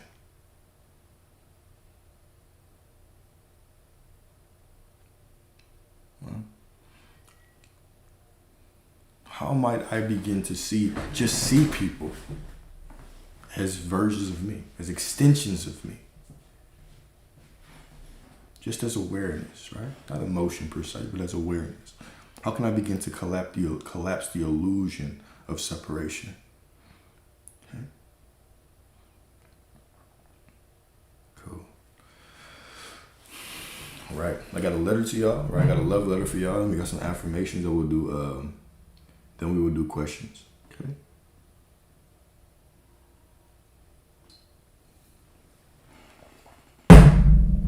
Ooh, all right, here we go, y'all. Here we go. Remember, so I wrote this myself, but think about it as you writing to you. Okay, you loving on you. All right, here we go. My beloved self. Okay, my beloved self. You have spent lifetimes reaching for love, not realizing that love has been reaching for you from within. Every touch, every loss, every moment of longing was not a failure, but a sacred compass pointing you back to your heart. You were never meant to find love in another's hands, but to recognize that your hands have always been love in motion. Do you remember the first time you fell in love? The pulse of warmth, that trembling awareness. It was not about them. It was your soul catching a glimpse of its own reflection. The Christ within you smiled through another's eyes, whispering, "See, I am here too." The ache that followed when they left was the echo of that same voice asking, "Will you still love me when I wear only your face?" I'm gonna repeat that paragraph because that was a bar right there, and I kind of stumbled through it. Sometimes I get a little subconscious reading these things. All right. Do you remember the first time you fell in love? That pulse of warmth, that trembling awareness. It was not about them. It was your soul catching a glimpse of its own reflection. The Christ within you smiled through another's eyes, whispering, "See, I am here too." The ache that followed when they left was the echo of that same voice asking, "Will you still love me when I wear only your face? Will you still love me when I wear only your face?" My dear heart, you have mistaken absence for abandonment, but God was never gone. Every heartbreak was God rearranging the furniture of your soul, making room for a larger love to dwell there. The emptiness you felt was sacred preparation, the hollow becoming a temple. The tears you cried were holy water, softening the walls around your divinity. You are not missing anything. You are the fullness you've been searching for. The Christ within you is not waiting for permission to love. It is love itself, radiating quietly beneath every thought, every breath, every cell of your being. You do not have to earn what was already given. You do not have to chase what was never lost. Look in the mirror, beloved, and see the divine gaze staring back. The same light that created stars lives behind your eyes. The same presence that lovers have sought in each other dwells in the silence of your chest. There is no one left to wait for. The home you ache to find is the heart reading these words now. So let the seeking end. Let the ache soften into awareness. Let the walls crumble into wonder. You are the temple and the flame, the seeker and the found. Every breath is communion. Every heartbeat is a vow. I am love, and love is all that I am. I am love, and love is all that I am. You are love, and love is all that you are. Right? I am that I am. Right? No matter what. No matter what. So we got 5 affirmations for you, for your divine ass. Remember, when we say these affirmations, all right, this is not you trying to be anything. You don't need to try to be anything. You already are everything. This is divine remembrance, the acknowledgement of who you have always been. This is a remembrance of who you have always been. Okay? Number 1. I am not merely made by God. I am made of God. The breath that moves the stars moves within me. The breath that moves the stars moves within me. I know you feel that one. I know you like that shit. All right? My body may be clay, but my essence is light. I walk this earth as heaven in human form.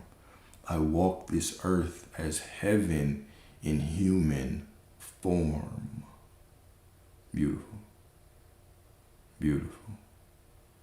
Number 3. Each breath I take is God remembering itself through me. Each breath I take is God remembering itself through me. I am not apart from the divine. I am its expression.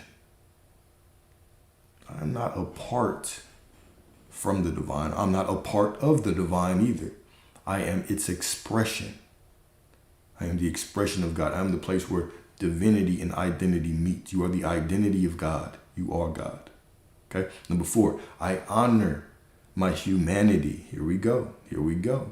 Because everybody wants to talk about the ego like it's a big bad wolf.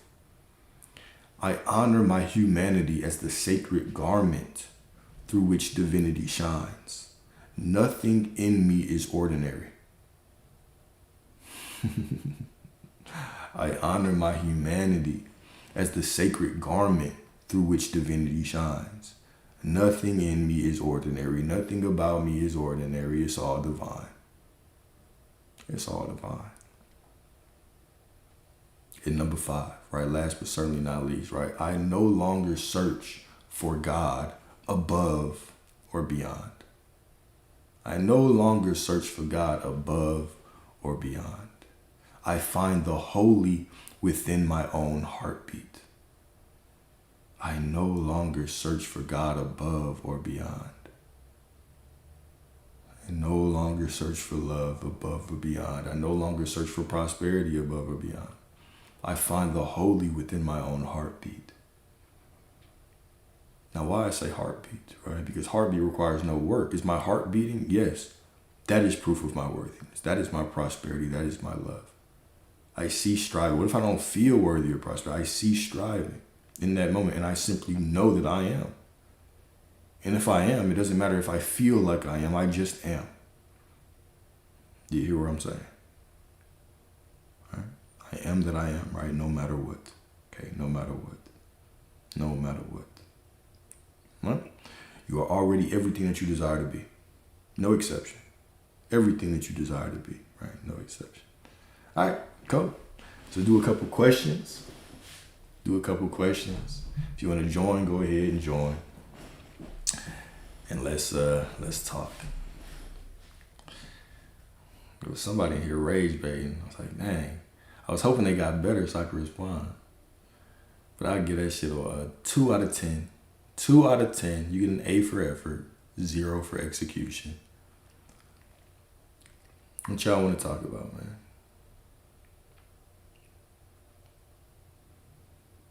What would loving someone in that way look like? What a beautiful question, right? Because we do always want to go to the practical. Sometimes, I get caught up in my mind and I don't really get into the practical, right? It's looking at people with the eyes of devotion. Okay? It goes back to devotion. Okay, so I want you to imagine the person that you love the most right now. Let's play an exercise. Okay, imagine the person that you love the most. And maybe it's a parent, maybe it's a spouse, maybe it's a child, whatever the case may be. Now I want you to think about the story that you tell about them. Why do you love them? Why do you love them? Well, you might say, oh, I love them because, that's my sister. Or that's my mother. They've raised me. They've always been there for me. They've chosen to love me unconditionally. Right? So what we'll naturally see is that when we start thinking about the people that we love, we'll still attach stories to them, conditions for our love. I love them so much because they always show up for me, because they've supported me in all of these times. What would happen if you took away the label? What would happen if you just saw them as just God? Okay? Maybe that's not as profound, right? Let's talk about this. Let's talk about this. What would happen if the person that you dislike the most? Some of you dislike the president. Some of you dislike the ex-president, an ex-president. Some people, you might have a quote unquote enemy in your reality. You might have an ex you don't like or whatever the case may be. Why don't you like them? Well, we can start telling a story about it, right? You say, well, because they've impacted my life like this, because they talk like this, because they hold themselves like this, because they've done this, because they did this to me, all right? What would happen if you dropped those stories? What would happen if you dropped those labels and you simply decided to see them as God? Well, what would happen is you would naturally feel closer to them. If you started seeing them as just an expression of God, you would naturally feel closer to them. Now, the other thing that typically pops up when this is, well, what about abuse? Well, what about this? What about that? What about abuse, right? I'm not telling anybody to stay in abuse. So let me just get that out the way. But when we start dropping labels of people, right, we automatically feel closer to them. When we begin to look at them through the eyes of devotion, we start to look at them as simply God, the same way that I am God. We cease, right, to just look at them as something to use. I need you to do this to validate me. I want you to, I want you to serve me per se. I want you to show up for me in these ways so I can feel better about myself. Now, when I see people as God, the experience I have with them is just the overflowing of the love that I am, the knowing that I'm God. The beautiful thing about this is when I start to see people as beautiful and divine and perfect and whole and loving, is they begin to show up that way. Because it's all consciousness. Because it was all about my assumptions about them anyway. So now they begin to show up and they begin to do things that surprise me. And I say, oh, wow, I didn't even notice that. Let me give an example. Let me give a practical example. I know we like practical shit, all right? And I've told this story before, but I'm going to tell it in a different way. Me and my father, okay, for a long time, right? My father has always been the smartest man that I knew. Always. And he showed love through his intelligence, guiding you, teaching you. Now, as a young man trying to find my own damn way, I rejected it. The way when he was trying to pour the best of me, right? Now, keep in mind, I saw his intelligence as the best part of him, the part of him that I adored the most. But as he was pouring the quote unquote best part of him in me, I couldn't accept it because I was still trying to find my way as a man. I didn't want, it felt like belittling. It felt like you were trying to tell me I didn't know what I was doing. You get where I'm going? You get where I'm going? All right. So my inability to accept his love, not only did it impact my relationship with him, but it impacted my relationship with all kinds of authority figures, my coaches, teachers, anybody who acted like they knew better for me. You don't. I'm going to go a different route. Now, did it help me get to who I am? Sure. But a couple years ago, more than a couple years ago, I decided to actually start seeing my father as love. I might take it a certain way, but that's just my perspective. I could just as easily say his guidance, him saying like, no, this is what it is. Because my dad don't sugarcoat shit. You're doing this, you're going to do that. This is going to happen, right? I could start easily looking at him and say, no, this is love. This is how he expresses his love. And guess what? As soon as I started doing that, I started noticing this. And our relationship started to bloom. Does that mean my dad was never loving before? Does that mean that he was not loving me before? No, it didn't mean that at all. I just didn't have the perception or the perspective to accept it. It wouldn't have mattered what he did in those times. I could not accept it. Now, when I started seeing him as perfect, guess what? All of a sudden, our relationship blossomed, not just in me being able to take his advice and actually have conversations with him. And now he's learning me more. Now I began to learn him more. Now that began to expand into different areas of our relationship. But his perfection was always there. He was God the whole time. My dad's been God the whole time. He's been an expression of God the whole time.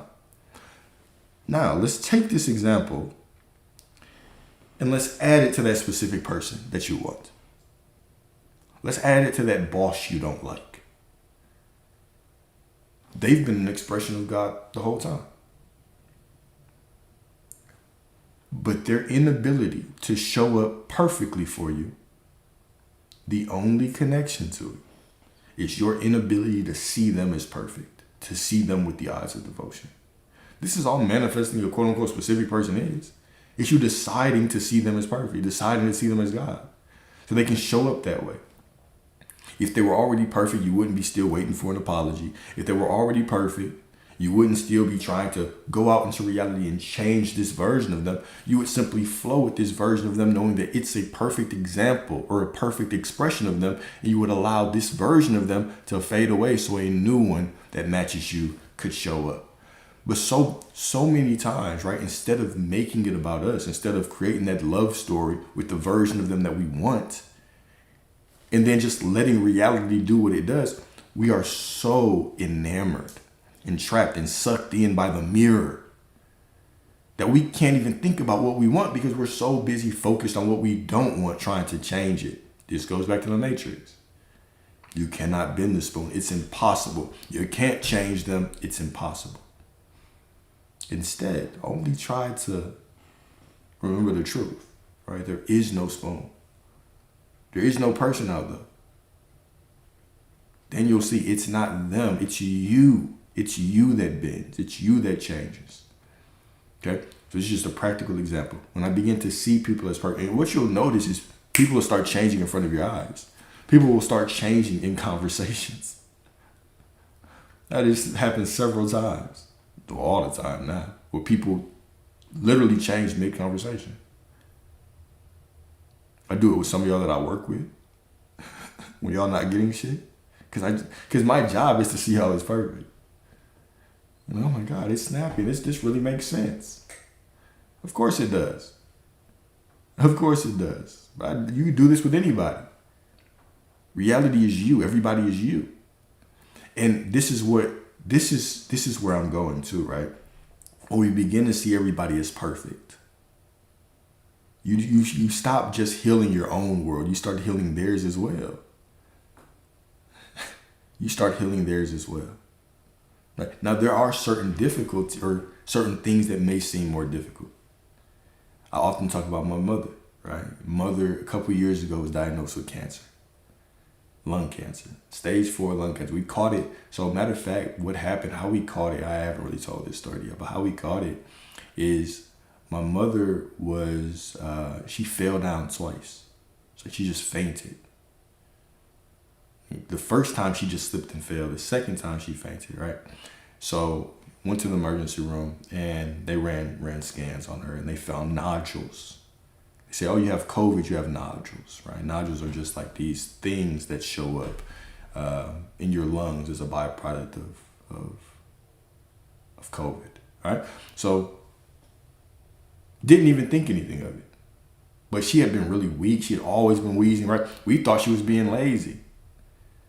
Was constantly telling her, why are you doing this? Why don't you just get up and move? Do these things, right? And that even crossed my mind when that first happened. I was like, Mom, you're fainting. Like, why aren't you taking better care of yourself or getting up? So that really was the time where I was just going there more, going over and visiting her more, trying to get her up, trying to do things with her, right? because I was also I had stopped working. I had got out of kind of the corporate life at that time, right? And so after we went to the hospital and they said everything was fine, my dad was still like, no, there's something else. It cannot be you just fall down twice and you have COVID. I get it, but it has to be more. Okay. So of course it was, right? We went to a couple different people and they found a tumor, right? They thought these were nodules, but one of them was a tumor, right? My mom had a tumor in her lung, was 5 inches long, 5-inch long tumor in her lungs, right? So you can already imagine that my heart was in my feet, okay, when I heard that.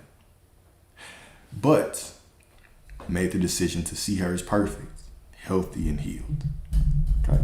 So when we found out that she had that, the first, not one, but few doctors we went to told her there's nothing we can do. There's nothing we can do. Just enjoy the time you have left. Okay. Years ago, just enjoy the time you have left. So finally we went to another doctor and and of course, here's the thing, guys. When you're going through these things and reality is slapping you around, you still get to make the choice. Who are you going to be? Am I still going to be the person that chooses to see her as perfect? That everything, since I've made the decision, everything is the bridge of incidents. Could have easily just stopped. Could have easily just been like, no. We'll just enjoy this time. It didn't work.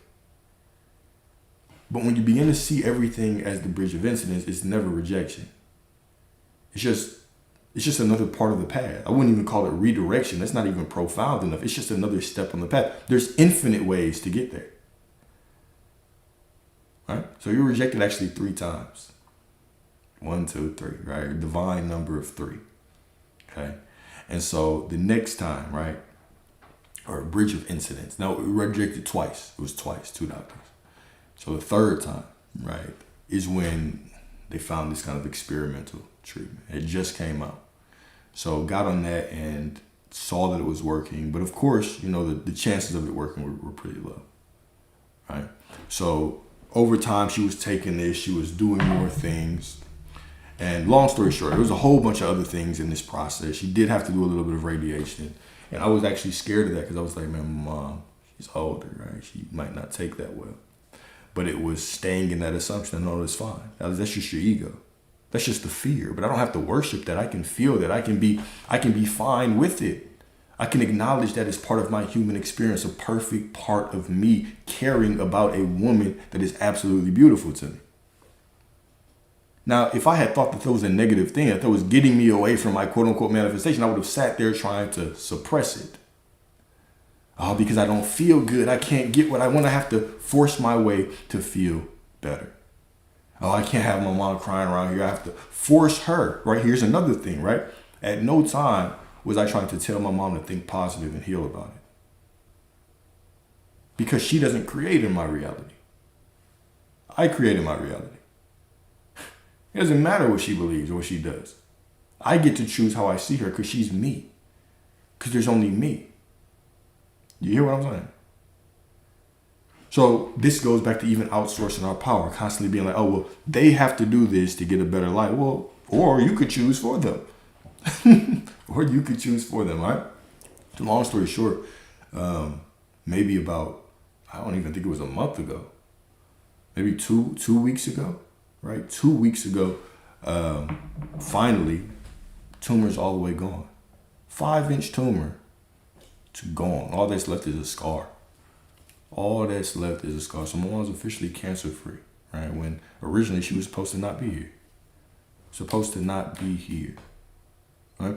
So why I say that is because there are going to be times where reality doesn't just immediately conform. But you are still God. Whatever script that you are on, let it play out. But you know that, guess what? The realities unfold from within me. And if they unfold from within me, I simply have to decide who I am. And I allow this new reality to unfold from within me and this old reality to fall apart, to fall away. Beautiful. Beautiful, right?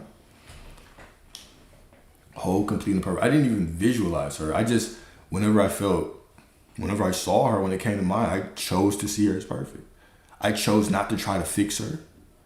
I chose not to try to make her think positive. I chose to sit with her, even in the times where she was feeling down and she was venting and I felt down about it and she was crying and I was crying.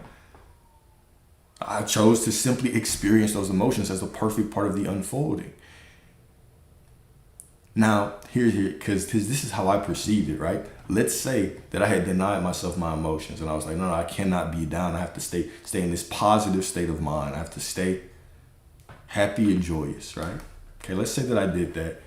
Now, let's say that throughout this process, my mom needed someone to talk to.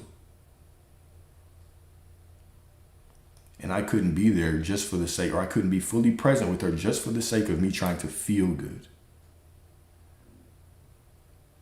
Now, let's say that it didn't work out. How would I feel about myself? How would I feel about the last moments I spent with her? Now, let's say it did. Let's say it did work out. Let's say it still went the exact same way. How would I feel about how I supported her? Here's another thing to remember on this journey, right? You can embrace your divinity and embrace your humanity at the same time. If you're on this journey to try to, or creating your reality, right? Which we all are, whether we're doing it consciously or not. But if you come into the conscious reality creation space, right? You're trying to get this person or this money or whatever, you're trying to get this opportunity, right? Here we go. Here's the question. Is it making you a better person?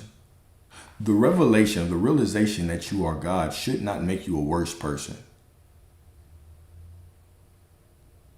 I can't go out because I have to affirm. I can't be around my friend. Oh, no, if you try to talk to me about something I don't like, I can't talk to you because you might lower my vibration. Does that make me does that make you proud of yourself? Does that make you a good person? This journey should allow you to enjoy your life better. It should allow you to have a deeper connection with people. Right? It's discernment to an extent. It's discernment to an extent. But here's what I'm doing. Right? Don't miss the point that I'm saying. I'm saying if I'm doing this, if I'm rejecting people solely for the fact, solely to try to get something. Oh, I cannot sit in this space with you and listen to you tell me about something that's heavy on your heart because I have to stay in a high vibration so I can manifest this specific person. Do you hear me? This is what I'm talking about. I cannot embrace my humanity and be present for you and love you and have these good experiences because I'm too caught up in trying to manifest this specific person.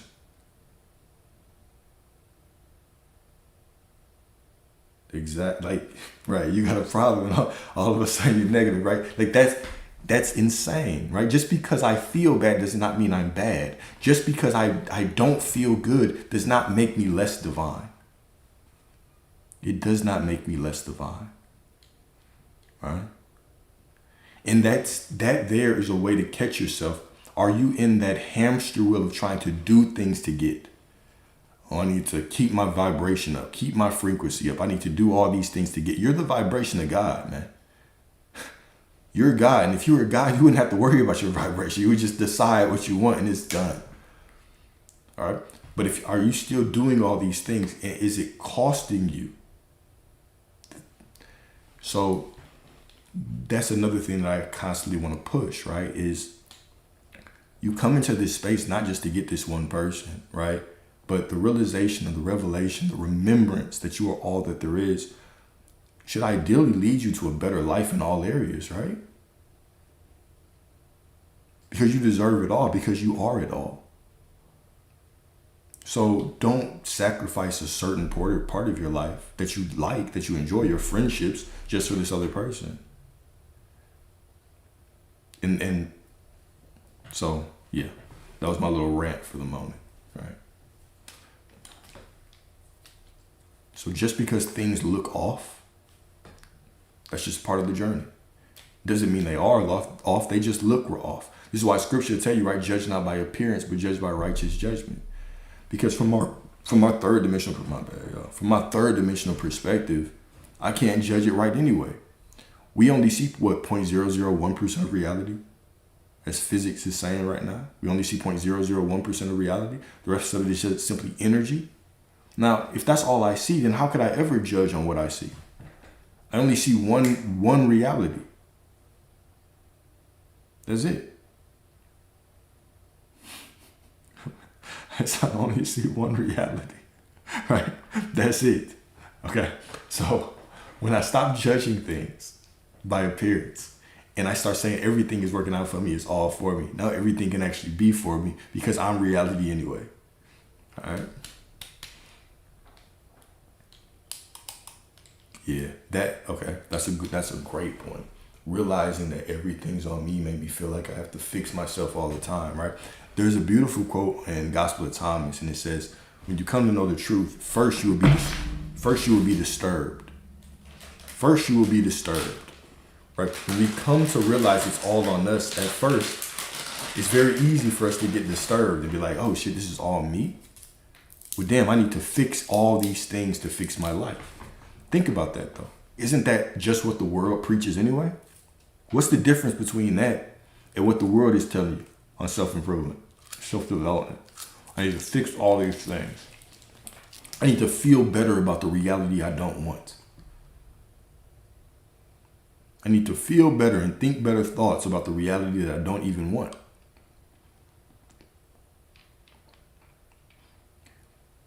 The world teaches us all this hard work, right? The divine recognition is that waking up to it's all me anyway. It's all within me. There's nothing to work. If I'm already all that there is, there's nothing to work to.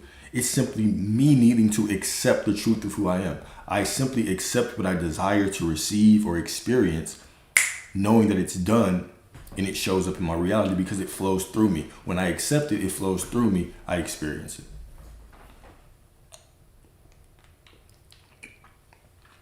But you don't need to fix anything to get your manifestation. It's your thinking that you need to fix something to get something that's keeping you without it. Hear what I'm saying, y'all? Hear me, hear me, hear me, hear me, hear me. It is often our belief that we have to fix something to get something that keeps us from having it. Because if I believe I have to fix something to get it, that's me affirming I'm not it right now. But you are it, because you're all that there is. Seek ye first the kingdom and all these things will be added to you, right? What is the kingdom? The kingdom is God or source or all that there is. So what does that mean? Seek the kingdom. Well, Jesus said the kingdom is within you. When I know that it's all within me, how can I work for what is already me? I simply decide who I am. Don't get caught in the hamster wheel of becoming. This is no different than the trap of therapy, right? I'm not saying therapy is wrong, right? Do what you do. But when you do it from the perspective of I have to do all these things to be healed so I can be worthy to get what I want, when does the healing stop? When will you finally decide that you are healed enough to have what you want? That's always the question right there. I've talked to people that have been I've spoken to people who have been in seasons of isolation for years. And I'm always asking them, okay, well, when are you going to decide that you're no longer in the season of isolation? When are you going to decide that you're no longer in the season of healing?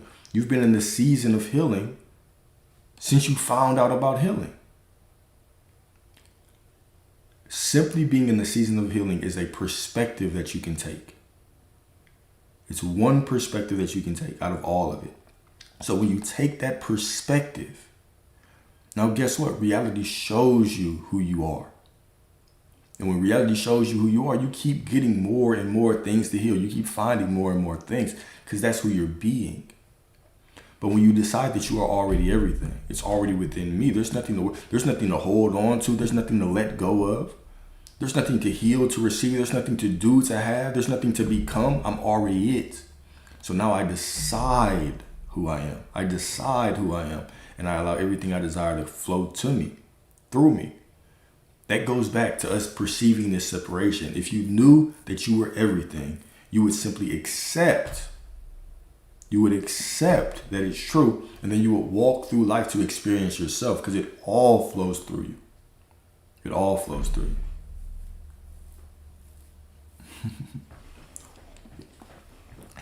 So I'm perfect right now because everything is happening right now. Therefore, if I have it now, I'm perfect. Now it's all unfolding perfect. Exactly.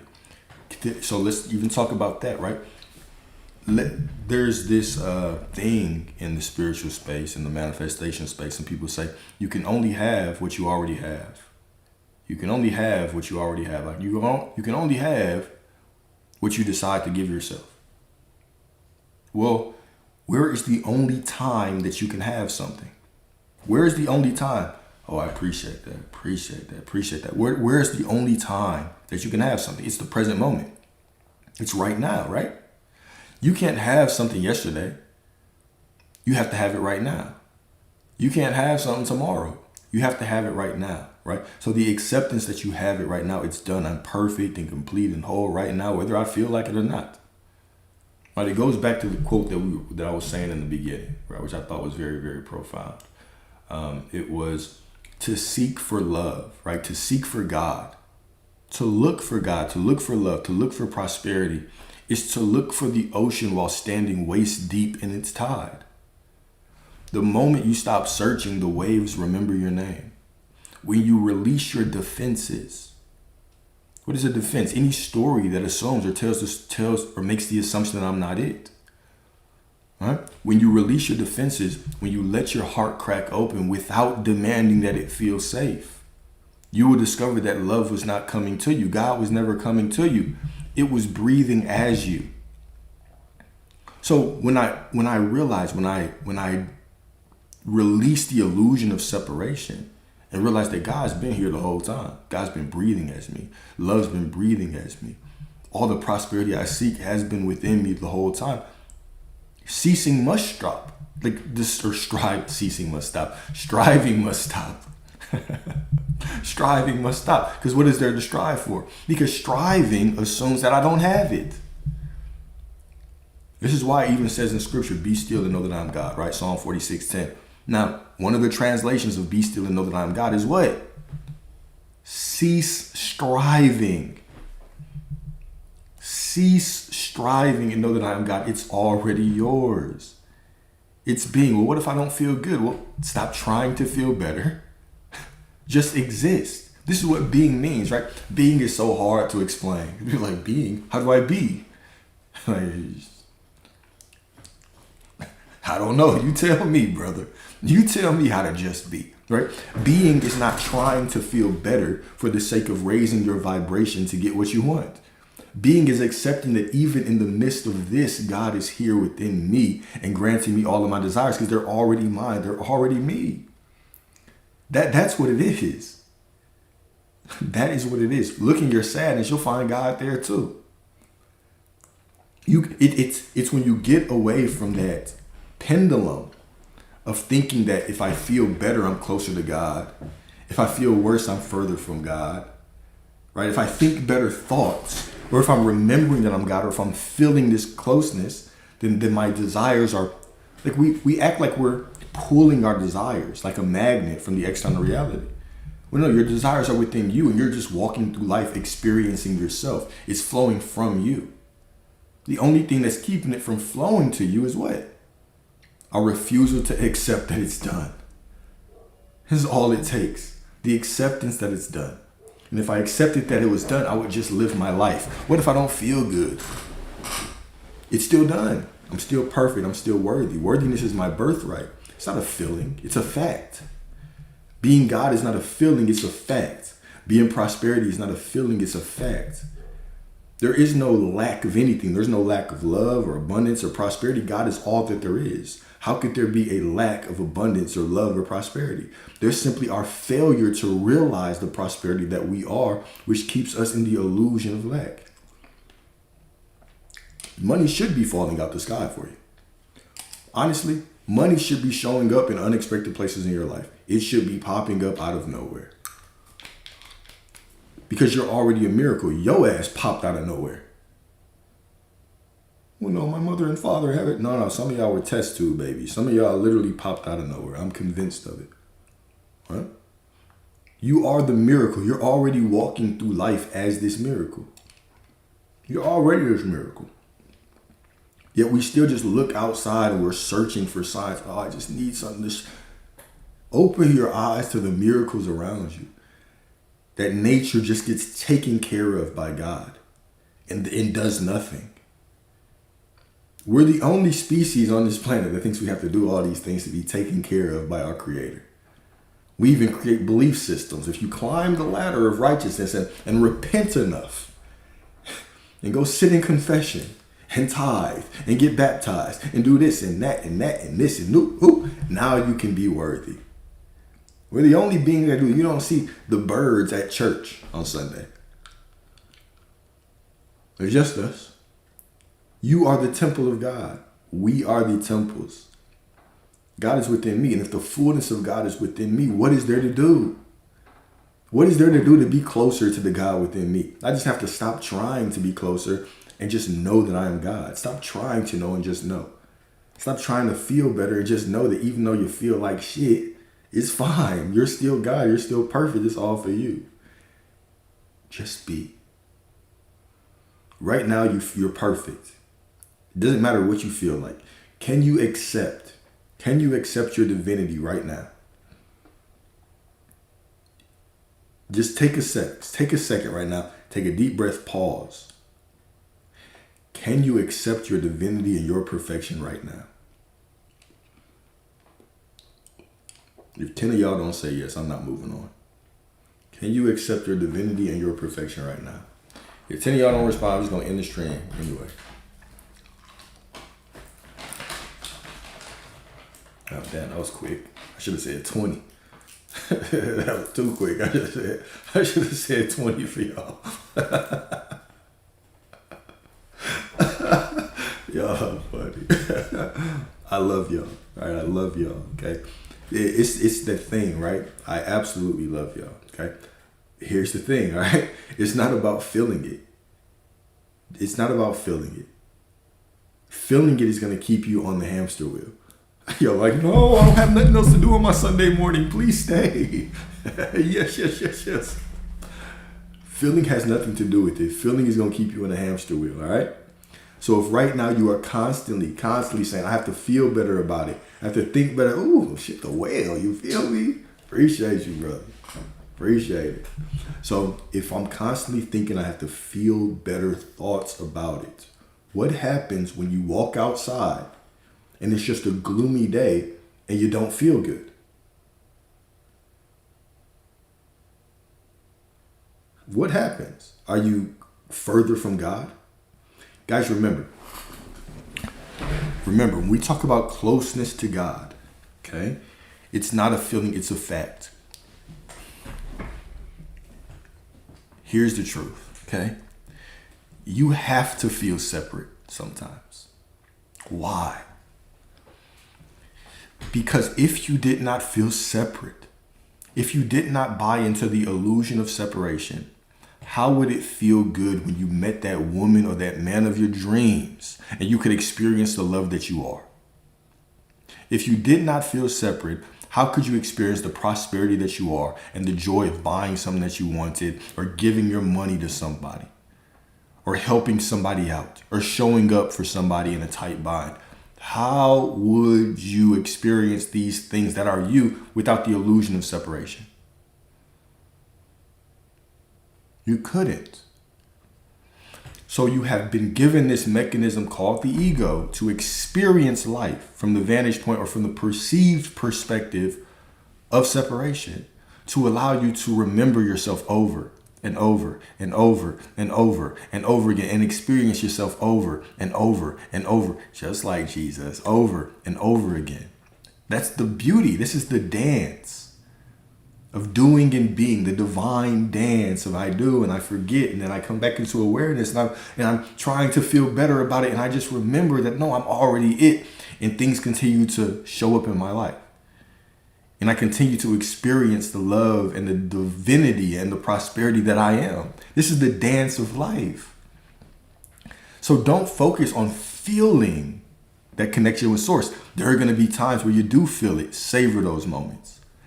There are going to be times where you don't. Know that you're still as divine. Know that it's God just reminding you that you are still You are still connected. It's just reminding you that you're having a human experience, but you're still just as connected. Huh? You're still just as connected. So divine.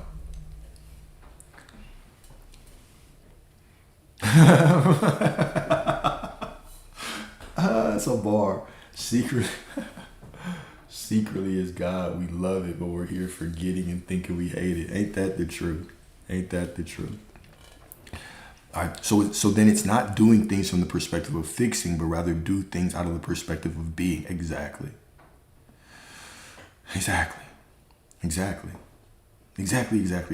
Absolutely beautiful, right? So when it comes to doing things, right? Let's say it's the therapy or whatever the case may be. I'm not saying don't do those things. If you want to do those things just because you want to have this more expansive human experience, go ahead and do it. Do not associate that with your worthiness.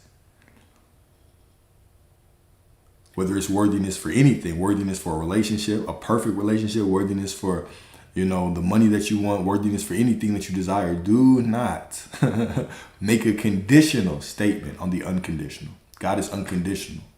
Unconditionally supports you and who you desire to be. If you want perfection, you can have it. But now if you make it conditional, well, I can do this if I get this, if I do this, if I achieve this. God says yes. God always says yes. God never tells you no. Never.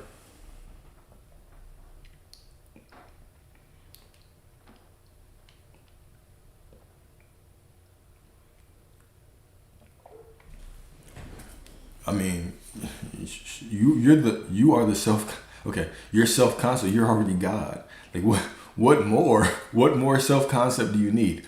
You are God. You're all that there is. Now, if you want to work on other things and feel better about yourself in other areas, do that. Do that. But here's the trap. Okay? Trying to do things to feel better about myself to get something is still the affirmation that I am not it.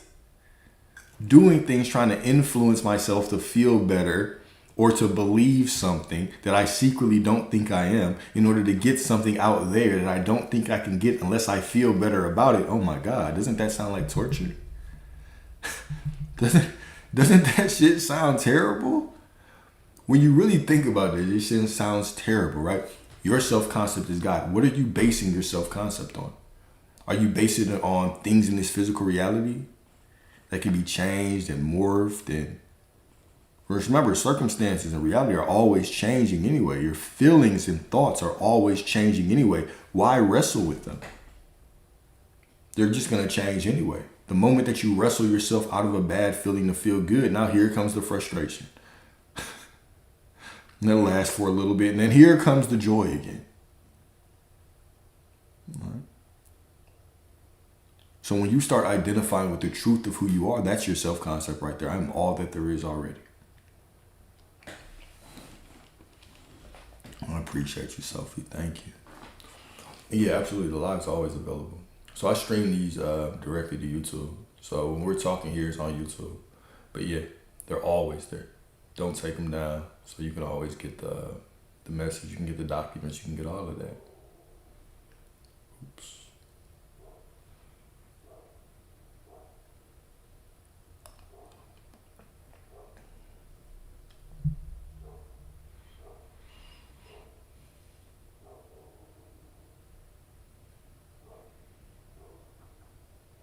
Right. That's crazy, right? I was going back the other day, we were talking about relationships, right? It was such a funny conversation. And I was going back and I was looking through the comments and I'm still gonna do a topic on the difference between so here's the thing, right? Because when it comes to the expectations you have in relationships, you're allowed to have whatever. I'm not here to say you can or cannot do whatever, right? I think somebody had got real spicy in the comments, you know what I'm saying? But you're allowed to have whatever. Now, here's the thing. Sometimes we believe that we need those things to validate ourselves when we can already be validated. We're already the fulfillment of it. We believe that we need these things to be whole and complete, but we're already complete. So I want to talk about how to have these expectations, but to remain solid in the knowing that you're already complete. Because oftentimes those lofty expectations that we have, when we start tying them to our self-worth, oh, I just thought that I was going to be married by this time, or have this, or my man needs to do this, or a woman needs to do that, all of that, you know what I'm saying? It's cool, but don't fall in the trap of needing it to validate yourself, right? I can't even live my life or do anything right now because I'm waiting on something out there to show up. That's the trap. Waiting is always the trap. Waiting is always the trap.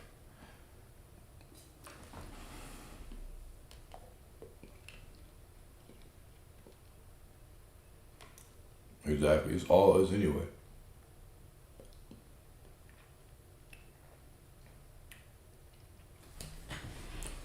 The name of today's video is The Love of Christ Consciousness. The Love of Christ Consciousness. And then how would you say, one, go manifesting money and moving out of home after divorce? I always get tripped up on the how, y'all. Every time y'all ask me how, I start pausing. So, because I want to just be like, it's already done. Just go there. Go to the end and stay there. Right? But I know that y'all want more substance. So, I try my best to break these things down. All right? If you have this desire for something, okay, the first question I'm going to ask you is, where do you believe the desire comes from? You have a desire to move out. You have a desire for more money. You have a desire to have this beautiful home. Where do you believe that the desire comes from? Well, if the Spirit of God is you, right? And the Spirit of God is infinite, and every version of you exists within you, and the spirit, right? This soul that you have knows that all these versions of you exist within you. Then let's say that you're in a situation you don't like, and it gives you clarity on what you do like. Well, on a soul level, you're going to be reminding yourself, wait. There's a version of you that exists. Or there's a version of you that has this. There's a version of you that has this right now. So how are you reminded of that? Through a desire. Being humans, we have to understand, hey, we always say, if you can imagine a version of you already has it, which is absolutely true. But sometimes that can even go in one ear and out the other, right? And the way I grasped it is that if you have a dog, right? Your dog does not sit there and have desires to have enough money to buy its own house and retire you one day. Because there's not a version of the dog that can have that. Right? It might imagine that you give it more food, that a piece of your food falls off the table, right? But it's not imagining that it goes and works a 9 to 5. Right? So why I say that is, if you can have everything that you desire, right? The only thing, or everything that you desire, everything that you can think of or imagine you can have. The only thing that you can never think of or imagine is non-existence. Andy, what's good? What's good, brother? The only thing that you can't imagine is not existing. Because you're infinite. Right? So all of your desires are promises, because you are this infinite being. Now, when we stop thinking of our desires as this negative, I just have to wait for reality to give me this, or I don't even know if this is possible. If we start accepting them as divine urges, as the urges from God to know itself more fully, and we begin to accept it from that fact, based on that fact, that clears up the resistance right there, right? So I know you're like, okay, yeah, I get that, Alex, but how? What method do I need to do? All right? The method that you need to do is remembering that it's done. And looking out at life and every step that you take, right? When you're reminded of it, when you think about it, or whatever the case may be, remind yourself that you're on the perfect unfolding of events. I'm not talking about something as basic as changing your thoughts, because your thoughts aren't creating reality. It's the reminder when it comes to mind, it's the reminder when you think about it or when you feel a certain way about it. It's the reminder that it is done because it's within me, because I am God, because I'm already everything I desire. And the desire is God wanting to experience it through me. And now I judge everything. I judge everything as for me. Now, what's another way that you can do this? Because what if I have 8 or 9 desires? One of the things that's happening with a lot of the people that I work with, right? A lot of the clients that I work with that I fucking love is they're getting beyond the need to decide that something is theirs. Simply walk around in the knowing that they're God, right? I am the fulfillment. Just my existence is the fulfillment of the manifestation of God. I had much lower, you have much greater chances of winning the lottery, I think, every day for like a certain amount of years than you do actually being born. Your existence is already the miracle. It's the manifestation itself. When I see myself as God, when I see my existence as the fulfillment, the desire is already the fulfillment. I simply go through life, I experience desires, and they naturally just unfold through me. They naturally unfold to me. I don't have to affirm, visualize, accept it as mine. Of course it's mine. It's my desire. God's will, not mine, is going to be done. And I am God, so my desire is God's desire. So why do I have to sit around and do anything? I just exist. And then knowing that I'm already everything I desire to be, and boom. All of a sudden, money starts falling. All of a sudden, exes start calling. I loved you all along, Alex. I know you did. I love you too. This is like, it's not about the technique. There's no power in the technique per se, right? Think of the techniques as anchors for your state of being. But if your life becomes an anchor for your state of being, if you simply walk around knowing that your life is the anchor for your state of being, simply, what do I mean by that? Your life is the anchor for the state of being. My existence itself is proof that I am God. My existence itself is proof that I am the fulfillment. There's nothing to do beyond that. There's nothing to do beyond that. The power in duality, experiencing the flow on knowing is handled. All right.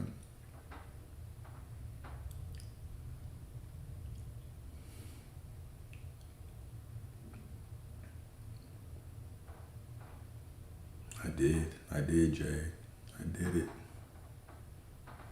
I know I can go left real quick.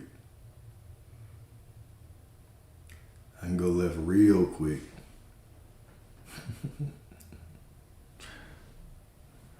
I appreciate you, Shelly. You know we're just reflections, right? You know we're just reflections.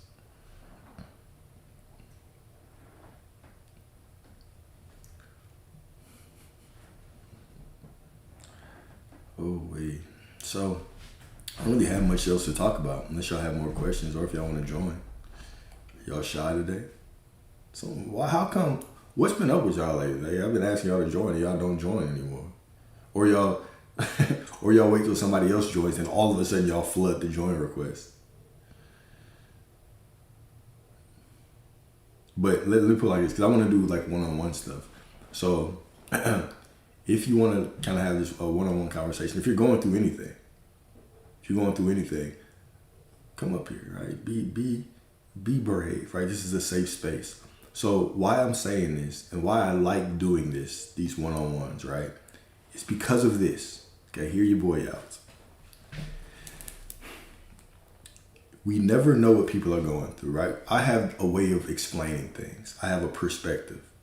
And I can't monopolize your reality creation path. Meaning, you might be sparked by me and end up going to somebody else that really puts things in perspective for you, and that changes your life.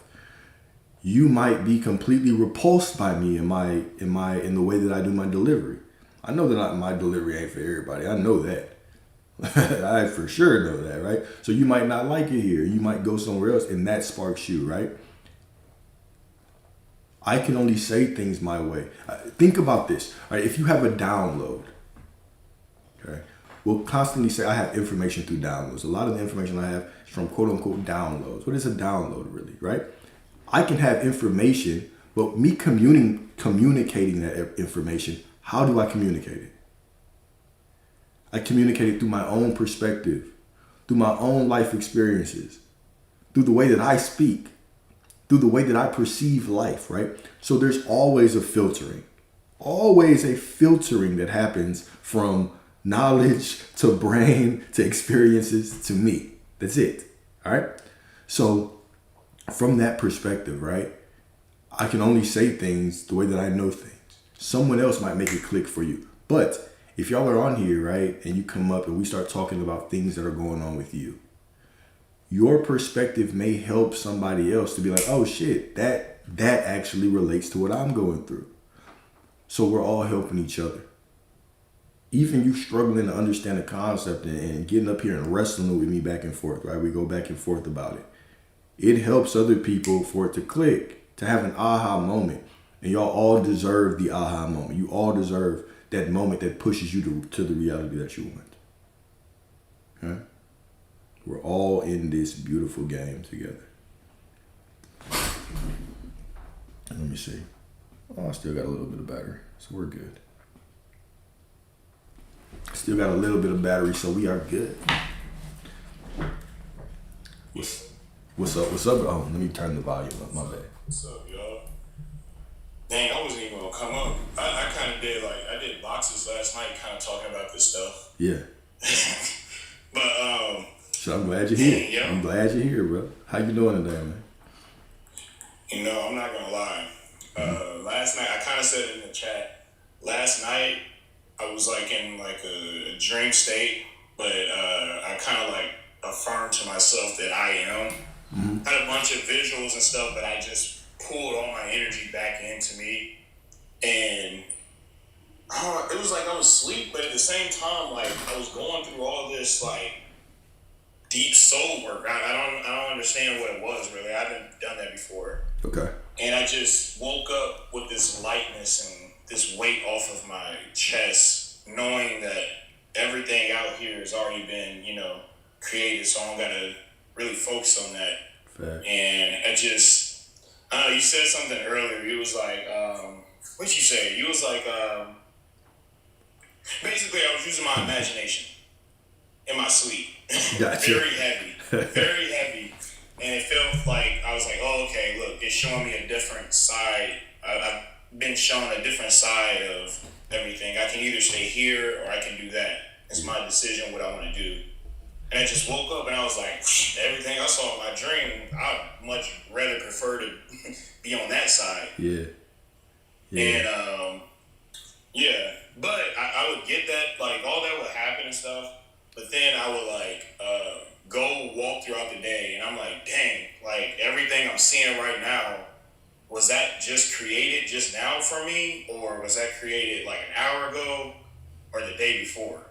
I think about that because I had a situation happen the other day where it's this person that I was talking to, and we haven't been talking, and the night before that, I was having I don't know, I had lower vibrational thoughts about it all. I was feeling sad, and Mm-hmm. And then the next morning, I got a text message, and it wasn't the most positive thing, but at the same time, it wasn't,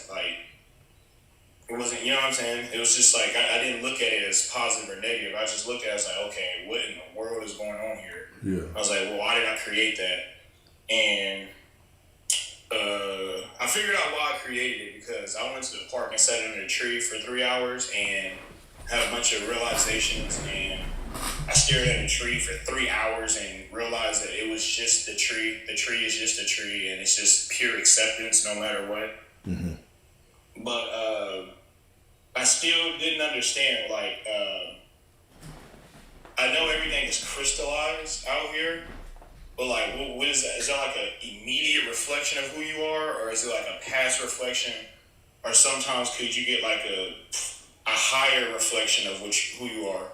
Yeah, time is tricky. That's what it is. Time is tripping me up. That's exactly where I was gonna go. Yeah, the perspective of time, right? So it never benefited me because I've been down there. I've been in this role, right? It never benefited me to sit around and think about when things were created. When did I do this? When did I do that? The only thing that I can control is right now. I'm going to experience things and I get to decide what they mean. And if I don't like them, it just gives me an opportunity in this present moment for my power to choose differently. That's it. Because we've been creating unconsciously, right? We've been creating unconsciously for years. Most of us, most of our life. Right? So, of course, we're going to have remnants of things that are continuously going to show up. But the external, what it looks like, doesn't matter. Only thing that matters is what I decide that I want to choose moving forward from it anyway. So I hear you, right? What I'm saying is going down the rabbit hole of time, it never gave me more clarity on being able to pinpoint exactly when I created this or when I didn't create that.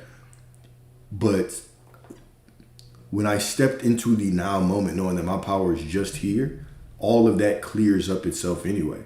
It doesn't matter, because it doesn't matter. It really doesn't matter to you when it was created. What matters is you want the life that you want greater than all of that. So I would focus on that. Okay, I see where you're going with that. It's like very trippy because like as soon as I found your videos, something clicked in me. Like I knew about like affirming and I am that I am. Yeah. But as soon as I seen your videos, it clicked for me on a deeper level. I remembered it on a deeper level. Appreciate it. And ever since then, time has been tricky, and then that basically created that text message. I haven't talked to that person in 2 weeks, and I created that text message, and it was like a text. I was like, well, what the heck? How did I create that after just learning all this? And I realized I was like, okay, I'm going to get a lesson out of everything I create most of the times, especially if the condition isn't like preferable. And that's where I realized I was like, okay, it's kind of like two sides to a coin, and that's kind of like with everything. You can either look at this through the lens of fear, or you can look at this through a lens of love. Yeah. And I kind of seen it like that, and I was kind of like just standing on the cord. When I was meditating on it, I was standing on that cord of condition. Everything is a cord to me in my head. Yeah. Like if I have like a soul attachment to somebody, like a soulmate or something, it looks like a cord, almost like elastic, and I'm standing on top of it. And then just recently, I'm like, okay, I am this cord. Like I am the string. Mm-hmm. So it was like, if I'm the string, then that should be able. I can pull that shit back. Closer. Yeah, I can pull the string closer to me, or I can let that string pull far away. I don't think the strings are never going to detach at all, but I can push them away too, because I just don't. Is that a belief that they can't detach? Well, the reason why I said they can't detach is because I am everything. I'm the one that created it. Oh, I see what you're saying. I thought you meant energetic attachments. I got you. Makes sense. Yeah. So that I literally I came up with I thought about that actually yesterday. Yeah. Like I came to realization with that yesterday. It took me a while to truly understand that. And then let me ask you a question real quick. Yeah. So when it comes to you said like all these situations are going to teach you a lesson, right? Can you entertain the lesson and try to seek the lesson while also keeping a different path, which is I simply allow this moment to give me an opportunity to make a choice on what I want, right? So like, for instance, you can get the text message and one part of you can say, all right, well, I wonder what the lesson is for this. When did I create it, right? You can go down that rabbit hole, but also you can decide right there, well, no, this is what it's going to mean for me moving forward. I can still try to figure out how I made it or where it came from, but it's still just an opportunity for me to actually choose what I want moving forward.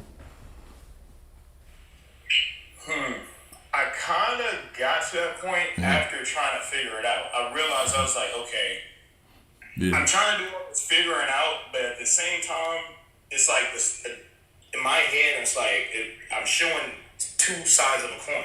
Yeah. It's either I can, be right there, or I can choose something different, which I did. I literally chose something different. I was like, okay, next time I get a message, probably won't be like that. I mean, I seen that message. I know how I got there to that message. So therefore, I don't need to be like that anymore. I don't want to be like that anymore. So, all right. So here's the next question then. So if you are everything, right? Then what is even the point of you seeking meaning for anything? Because whatever meaning you associate with it, you're simply going to find that in whatever you seek.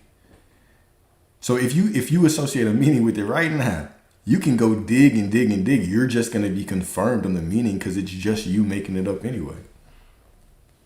So you're saying by me digging into it is me confirming it? Is that what you're saying? Exactly. It's just like going through somebody's phone. It's you have this perspective that they're doing something, you go through it and you get proven right. So the more you dig, you're just your own beliefs are just getting crystallized more and more and more, which allows you to pull up more and more evidence, which keeps you in that reality.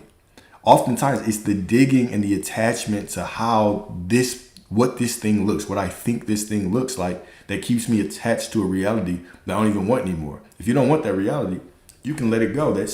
If you let it go, you're powerful enough to allow it to dissolve into nothingness and allow your new reality to come forward. That makes complete sense. Yeah. The more energy I gave it, the stronger. It's like feeding gasoline to a fire.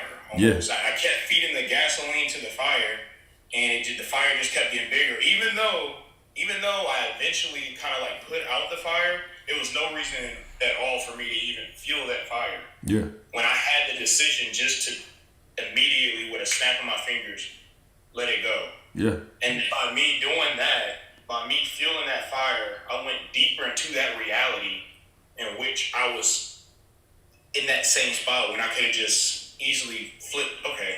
Yeah. That makes complete sense. That makes complete sense. And the thing is, like, we get better and better with it over time, right? Because it's not that there is a problem with digging into those things. It's just that I'm going to be confirmed. I'm just going to stick to that reality. But the moment that I come into awareness and realize it, boom, now I can step out of there. Now I can choose different and I can go down a different path. So even if it took me 5 minutes, 5 seconds, 5 days to get to it, the change is still instant because I am God right now in this moment. So even in that situation, it's like, okay, cool. Now I know I give myself grace. I move forward. I get better at it over time. I get better and better and better. Again, that's the magic of it. So I don't need to have conflicting thoughts at all because I am the conflicting thoughts if I make it that. Exactly. Yeah, Your conflicting thoughts, you accepting your conflicting thoughts. It's not even your conflicting thoughts. You accepting them as truth is what creates more things in reality for you to have more conflicting thoughts. Yes. Exactly. I never thought about it like that. I accept my conflicting thoughts, so therefore. Exactly. No. Exactly. Okay, that makes complete sense because I literally sat at the park under a tree for 3 hours. Yeah. With that conflicting thought. I mean, it was a beautiful moment. Don't get me wrong. Right. I felt oneness. I started crying because I felt oneness. Yeah. And I pondered those thoughts. But at the end of the day, once again, I am that I am. If I am those thoughts, then I am going to be those thoughts. Yeah. There we go. God.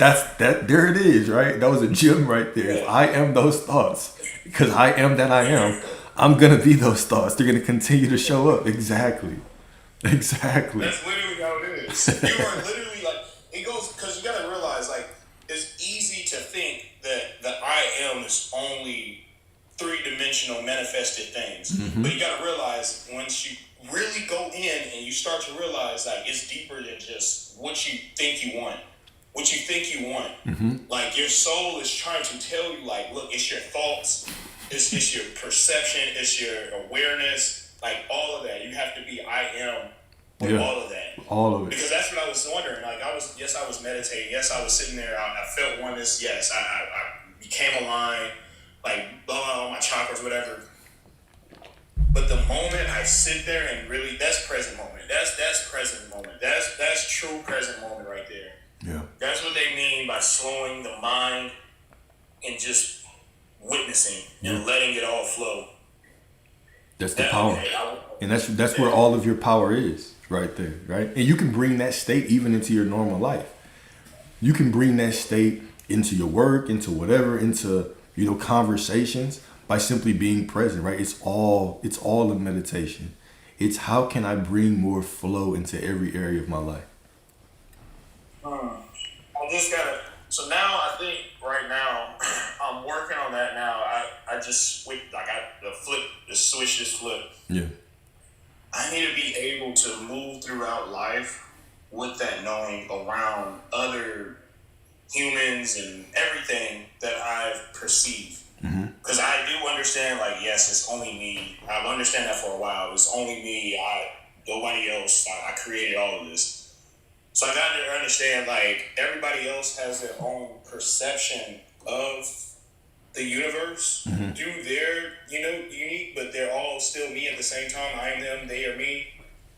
That's the tricky one right there. I think you know where I'm going with this. That's the tricky part. And I'm like, yes, I can create something new because that's me. But at the same time, they have their own perception of me. So how do I work with the me and them? How do I become me through the eyes that are looking at me? Yeah. Well, okay. And I think about that. I'm like, how the heck? Like, if they have their own perception, they have their like. I don't even say people have walls up anymore. Even like, I guess yes, I'm working with a specific person. It's a long story. I'm not even gonna tell it on here. But go ahead. Just know this is truly my. I know that for sure. I've been through quite a bit with myself with this person. Okay.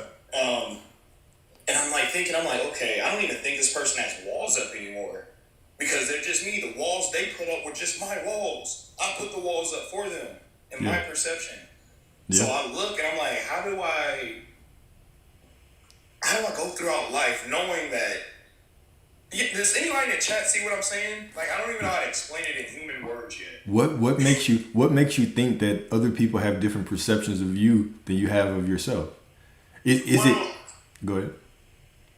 Well, the only reason I say that is because, like, if God wants to experience God through everybody's unique perspective, especially yours, which your perspective is the only perspective, what is the use of having a perception in other people if you're the one that's just going to make the perception? You see what I'm kind of like going at? Yeah, because, so there are infinite possibilities, right? And we see this all the time. Now, the people that you actually care about or make intention for, right? Let's say it's the close people that you meet, right? Those people are more influenced by you. Everybody is just as influenced by you, but those people have crystallized your perspective more. Now, you can look on TV, and long before you knew about this, people were telling you about how these people are and how these people are and those people are, right? So we all have these underlying biases as well that play out through media, through music, through food, through cultures, through all of these different things. So we're constantly still confronting ourselves. There's infinite things going on, infinite beliefs that are being outpictured in our life. But now we get the ability to actually choose the relationships and the perspectives that we want to work with, right?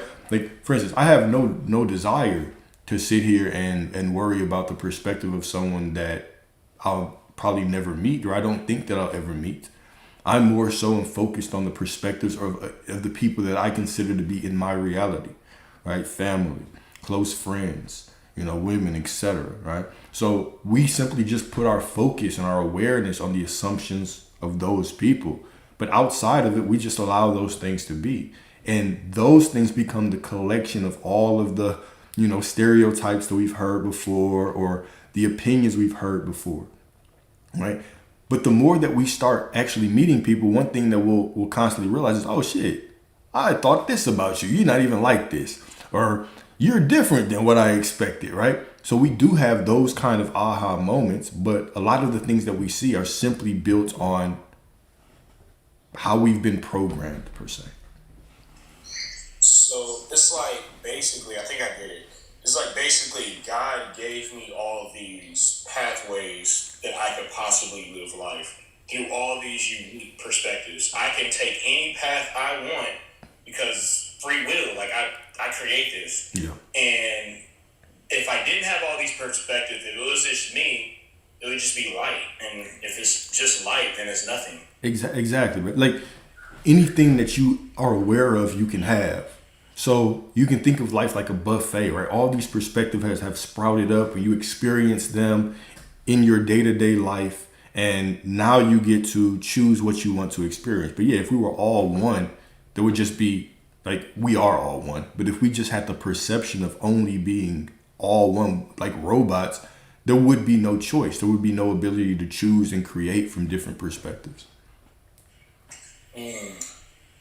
Okay, that makes complete sense. It's not like the movie The Matrix is like a documentary almost. It kind of reminds me of that a little bit. That's why when everybody says it's already done, it's manifested instantly, because it's out there right now, and all you have to do is shift yourself over to that. It's not like it has to like drag to you. Exactly. You just shift yourself over there to you. So therefore, with all those different perspectives, something is out there you could just instantly shift into. Even beyond that, right? So it's also instant because once you decide that you are it, that reality unfolds from within you. It's not that it's out there, right? Because realities are within you. The moment that I decide that I am something, the manifestation is done. Now reality is just receiving the energy that is flowing from me, and it is changing. What he said, don't get caught in the feelings. That's the thing. It's easy, especially for me, to get caught into the feelings. I used to think before I was meditating for that 3 hours, I thought it was all feeling. I thought I had to actually like feel it. Yeah. I thought I had to visualize and feel the everything. But I guess just become the observer and realize that you are the observer. It's like almost like an oversoul of your human self. Like become the oversoul of your human self. Oh my gosh, It's exactly. I don't want to say it's hard, but because I think the moment you say it's hard, it's going to be hard. But like it's just, gosh. It's not hard. It's not hard. Look, okay, your natural state is awareness, right? When we think of who we truly are, right? The exercise that I always do is, okay, when you look at your hand, who is the one that's looking at your hand? Or if you did not have any kind of thoughts or beliefs about a loved one, who would they be? There would be nobody. Your natural state is awareness. It's what you naturally do. We're always being aware of something, right? So I get it that it does seem harder than just our thoughts, and we thought we had to feel things and all of that. But me deciding right now that this is who I am, this is how I'm going to see the world. I am abundance. That is the shift in itself. That is the shift. The only thing that can stop me now is me forgetting that I already made that shift and saying that I'm not it, identifying with something different now. That probably wasn't a clear explanation, but yeah. Who's this? Oracle? Whoever that is spitting facts in the chat. Yeah. By the way. Yeah. They've been going in for a while. They've been dropping gems for a while. Listening to you and reading. Okay.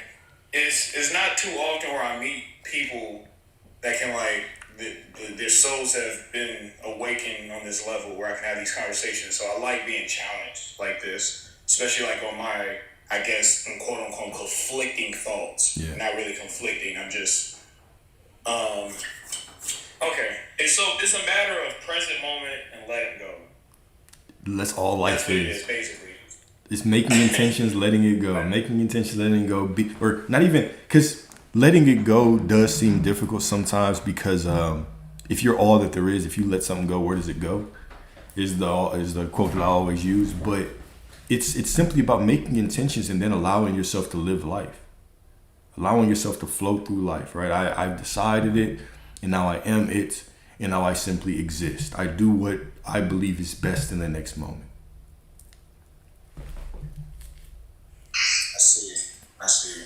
I see they're talking about in the chat, they're talking about a SP. I've realized too, literally, I don't even know how else to explain this, but that person is you. Literally, that person is you. And if you decide have the decision to be with that person, you have the decision. I've come to this realization. You have the decision. You don't have to be with, you don't need that person. No. You don't have to be with that person. It's your decision if you want to see the love of yourself through that person's eyes. That's your decision. You have to. That was a bar. But until Yeah, until you see the love in yourself, you'll never be able to see the love through that person's eyes. Yeah. Yeah, that's one of those. I've come to that realization. That one wasn't easy for me. That wasn't easy for you. That took a lot of work, a lot of years to figure out. And I was wondering why I was dealing with this person so much for 3 freaking years. Yeah. And I was wondering why we had like this connection, but that's she like kind of lit the flame that was dual in me. I seen the flame in her eyes from me to remember to light my flame bigger. Yeah. And the moment I did that, I started looking deeper, and I was like, wait, that flame was me the whole time. And I was brought here with that person. I unconscious put myself there with that person Yeah. to light my flame brighter. And then at the end of the day, I was like, I don't need this person. I was like, I don't need them. I really don't. So I pulled my energy back into me, and I realized it's like, okay, it's my decision if I want that person back. Always. Yeah, I don't know. Did I say that right? Hell yeah, you said it right. That was a bar. Yeah, for sure. all roads lead It's back to kind of self. like people, Go ahead. like I'm a streamer on here, right? I'm a streamer on here. Like I like the community I've built. I like the community that comes to me. And I realize the more I became that community, the bigger the community grows. Like, and that's like that one tripped me out for like a week. I was like, okay, so how do I become what I want to see through streaming and like my other avenues that I work on? Yeah. I was like, I gotta become it. Well, I'm still like working on that one. Even though it's just it goes hand in hand with the person, the SP thing. Because I feel like nothing is like separate. I feel like if you know how to do one, if you know how to become one thing, you know how to become all. That's how I think about it. Why do you think you're on a journey of becoming something? When will you actually accept that you truly have it and you're not on that journey anymore? It's already all you. You're 100% correct. I mean, that's Yeah, see, I put a limitation right there, saying journey. See, I didn't even realize I said that until you said it. Yeah, I'm not on a journey. I am. yeah. I mean, I think that's the biggest thing to get in our way, right? Is sometimes it helps to have somebody else just kind of listen or listen to ourselves, right? Because I catch myself in those moments too, right? So it's part of the human experience. But those are when we have to realize, oh shit. Well, yeah. When am I gonna decide? Go ahead. I realize too, like I'm really thinking about it now. Sleep actually help. Like I feel like sleep will help you for some odd reason because I went to sleep last night and I was like almost like in a theta state or something, and I was almost like yes, I had all those visualizations, but I was telling myself that I am what all those visualizations. Like it felt like they were happening now. I feel like because when I was asleep, I didn't just feel the emotions, but I did truly feel like I was the observer of everything that I saw in my head. And I felt like everything that I saw in my head was something that was happening right now. Yeah. And I was like, okay, I decided to be there. That's what I told myself in my sleep, man. Yes, I was asleep. I don't remember everything, but I remember a good portion of it. Yeah. And I just remember in my sleep reaffirming that I am everything that I saw. Like it was certain stuff that I saw in my sleep. I was like, I was like swiping left. It's kind of like Tinder. Yeah. I was like swiping left. I was like, nah. Like it's all there. It's gonna stay there. It might pop back up later on. That person's profile picture might pop back up later whenever you refresh. So I was swiping left and I was swiping right. I was swiping right and I was swiping left. And I remember just waking up and I was like, whoa. I was like, what the heck just happened? The nature of reality. That was the nature of reality, man. Yeah, I love that. I love that.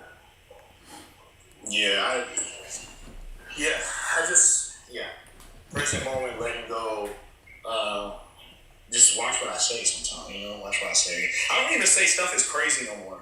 You know when you say stuff is crazy or you can't even believe something happened? Like it's almost like you telling yourself you're not even worthy for it to happen. It might not even pop back up for a while. Yeah. Like say I made like $1 million right now. I'm like, oh my God, this is crazy. But I was like, but I'm the one who brought that in. Like I'm the one who made that. It came out of me. Like why is that so crazy? Like I don't say stuff is crazy anymore. Like that's wild or I can't believe this. Like that doesn't even make sense to me anymore.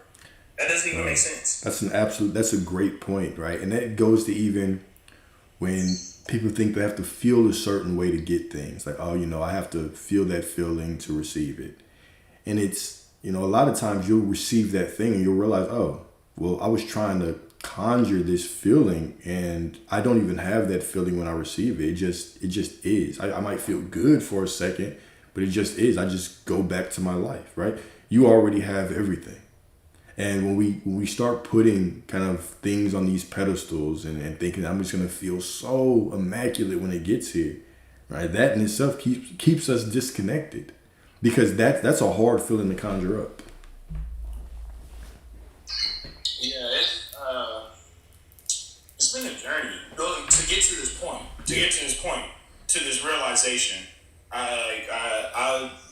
My soul was like. I was conscious about my soul in 2020, and ever since there, I started with the book Power of Now by Eckhart Tolle. Yeah.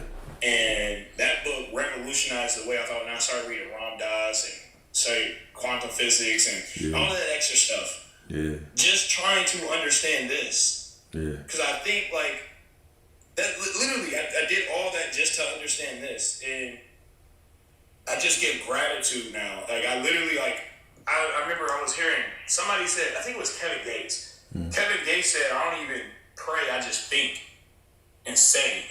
And I thought about that. I was like, what the heck does he mean he doesn't pray? Because I always used to pray, I prayed as if the thing has already happened. Yeah. Like I prayed, but I was like, what does he even mean about that? And I kind of see it now. Like he understands that he is I am. Right. And it just, I don't know, it took me a while to understand it. The whole time I've been doing all this learning and studying all this stuff, it was literally to understand that I am. Absolutely. And I know it's a lot. I know all of us, like, we don't know nothing, honestly. Like, at the end of the day, like, it's still... Yeah. It's the whole universe out there, yeah. And, gosh... Yeah, I'm just... But that's I like that you brought that up with prayer, right? Because what isn't prayer? Right? Me choosing to see somebody a certain way is prayer. Me thinking anything it's all prayer, right? Honoring myself, being present is prayer. It's where I meet God. It's yeah. I was in there as well when I was younger. I was always, my praying evolved like crazy. Even when I was younger, it did take that form of begging for a long time. Until I kind of got a little bit more conscious about it and got solid in my beliefs that I am. And now it's just being. Being is prayer, right? Everything becomes holy. That's facts. You said in one of your YouTube videos, I guess it was from one of your live streams, you was like, everything, you are a miracle. The fact that you created that is a miracle. Yeah. That's what made me want to think about that, like what Oracle say. I think it's her name. Like breath is prayer. Breath is prayer. Yeah. Like the fact that you are alive in this vessel. Yeah. Is like that's a prayer in itself. Like it's a miracle. So like you just breathing, looking, using all of your 5 and 6 senses, or whatever, how many senses we have, I don't know. That's literally a blessing. Like that's the blessing right there. Yeah. I feel like the prayer. I feel like prayer sometimes. A lot of people they get tripped up. Like they look at prayer as something they have to wait on, even after saying they have it already. But if I feel like I don't know, if you really get into that state of just knowing, then it's instant, like we've been saying. Yeah. And like even right now, I will admit, my ego even tells me like, look, you still gotta wait. Something deep down tells me like, look, you still gotta wait. Like even though I understand it. Yeah. But But yeah. I'm dealing with it as we speak. I'm trying to get over that. My ego, it's a tricky. Like I love it. Like look, I give gratitude to my ego, but like it's a tricky. I know it's trying to keep me safe, but golly. Yeah. But it's that's the natural state of it, right? That's the natural state of this reality of being here. is that of course we have that ego, and that ego pops up with certain thoughts, and it pushes back and it says, I thought you said you were prosperity. Have you checked the bank account lately, right? So that's its job. It's not even working through it. It's simply allowing it to be, right? I allow it to do whatever, but I know that the ego's not creating anyway. I've already made the decision. It's already done, right? So even when that's another way that we can interpret that, your will, not mine, be done. Because I could consider my will the ego. Those thoughts of the ego saying, oh no, it's not like that. It's like this. It's like that, right? It's bowing to fear and all that. But no, the desire is the will of God. That must be done. So it is done right now. Yes. You have the peace within that covers and protects you. Your higher selves keep it light. Yo, Oracle, I'm not gonna lie, Oracle needs to come up here. She's been spinning facts this whole time. But to you and Oracle, your ego protect. Yeah, it's like, it's just identifying with the ego as if it is the thing creating. Yeah. Because a lot of times I feel like through life, we go through life, like I'm in my 20s. We go throughout life and we do kind of like almost let the ego create for us. Exactly. We create these situations and we got to create these lessons just to teach us love. Like we got to create fear and anger just to push us to learn love. And I feel like that was almost kind of like ego in a way. Yeah. Like we don't have to, like, yes, fear, love, guilt, shame, apathy, pride, all that's here for a reason, just to push us to see love. And we're not going to not feel those. But at the same time, being unconscious about why you're feeling those, you create all these lessons for these. The ancient technology we're all tapping. Yes. Yeah. It's definitely ancient technology. But, I don't know. It's just conditioning. That's what it is for me. It's just the conditioning of thinking I have to learn all these lessons to get here, but in reality, I know I'm here because God, my soul is telling me, like, look, you're here. Like, just listen to me. I don't know why you keep listening. Yeah. To that guy. I mean, that dude is like, we got him on a leash, and I'm the one walking him. Like, yeah, exactly. Oh my gosh. Exactly. Yeah, the ego can whine and complain and do whatever. It doesn't create anything anyway. But you're right. It comes down to that conditioning. So imagine having the information that you have right now when you were 7. Right? Like imagine growing up with this understanding. Things would be, you have a completely different view on things, right? I'm gonna tell you right now, I would be levitating in a mountain if I had this information when I was 7. If I had this when I was 7 and I'm in my 20s now, late 20s now, I would be freaking creating from thin air, from space itself, right in the palm of my hands. No, what the interesting part of asking that question is what's stopping you right now? Shoot. I mean, it was a trap. Lately, I really feel like I've been way more telepathic, clairvoyant, clear cognizant. Yeah. I feel like my hearing, I feel like all that has enhanced a little bit more. Yeah. It almost freaked me out too at one point. It almost freaked me out. I was like, wait, I'm doing the work. Like I can do all this. Like what? I have the power of the universe inside of me. Like, like it's nothing outside of me. Yeah. And like I feel like it's different dimensions of yourself. I feel like, what do they say? It's 12 versions of you or something like that. And we're just on Earth right now. Yeah, the different 12 So I feel like I've been connecting with those other levels of myself too, on some type of level. Like I don't know if I can't like actively talk to myself on those higher levels, but I feel like I'm getting a lot of information pulled down to me. And it's actually beautiful. I'm like, it's intelligence, it's intelligence. I feel like Earth School is like a harder school to be in. Like, I feel like when you, like, ascend, like, oh, you've been to Earth? Like, what the heck? Like, you've been to Earth that many times? Like, it's not easy down there. And I feel like it's truly like that. And, I don't know. Do you believe in it? Do you believe okay, well, so I've heard of it, but I don't know if I believe it or not. What I would ask you is, does that benefit you? Does that belief benefit you? Right? I always say it doesn't matter if it's true or not, right? There's infinite different truths about realities, right? I would simply ask, does it benefit you? If it benefits you, perfect. I mean, like, it hasn't not benefited me. I feel like I feel like a lot of like the intelligence that I'm getting, yes, it's me because I am everything, but I don't see the reason why it's not bad to like ask for help. Yeah, like, exactly. You know, I feel like we're always getting help and guided from a higher versions of ourselves. Because like I said, we all know, like, we all have an identity, like we all have an ego, we all have that, and sometimes we just need a little like push. And I truly feel like sometimes I'm getting pushed by a higher version self of me, and it's all me. It's literally all me. Like, exactly. And I know that's kind of like going like a deep dive. I know that's going like kind of a deeper dive than what we're talking about. Yeah, reminders. Yeah, like reminders. Like, look, hey, look, like, look, you're here too. Yeah. Already, yeah. To keep going, yeah.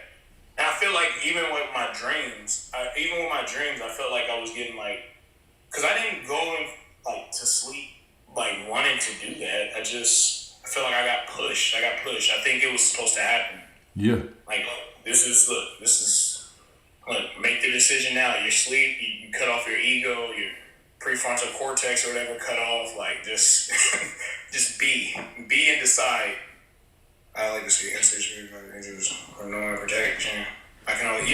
You can only control you, but they're there for protection, and as a game, you're gonna get your coins and boost all the way.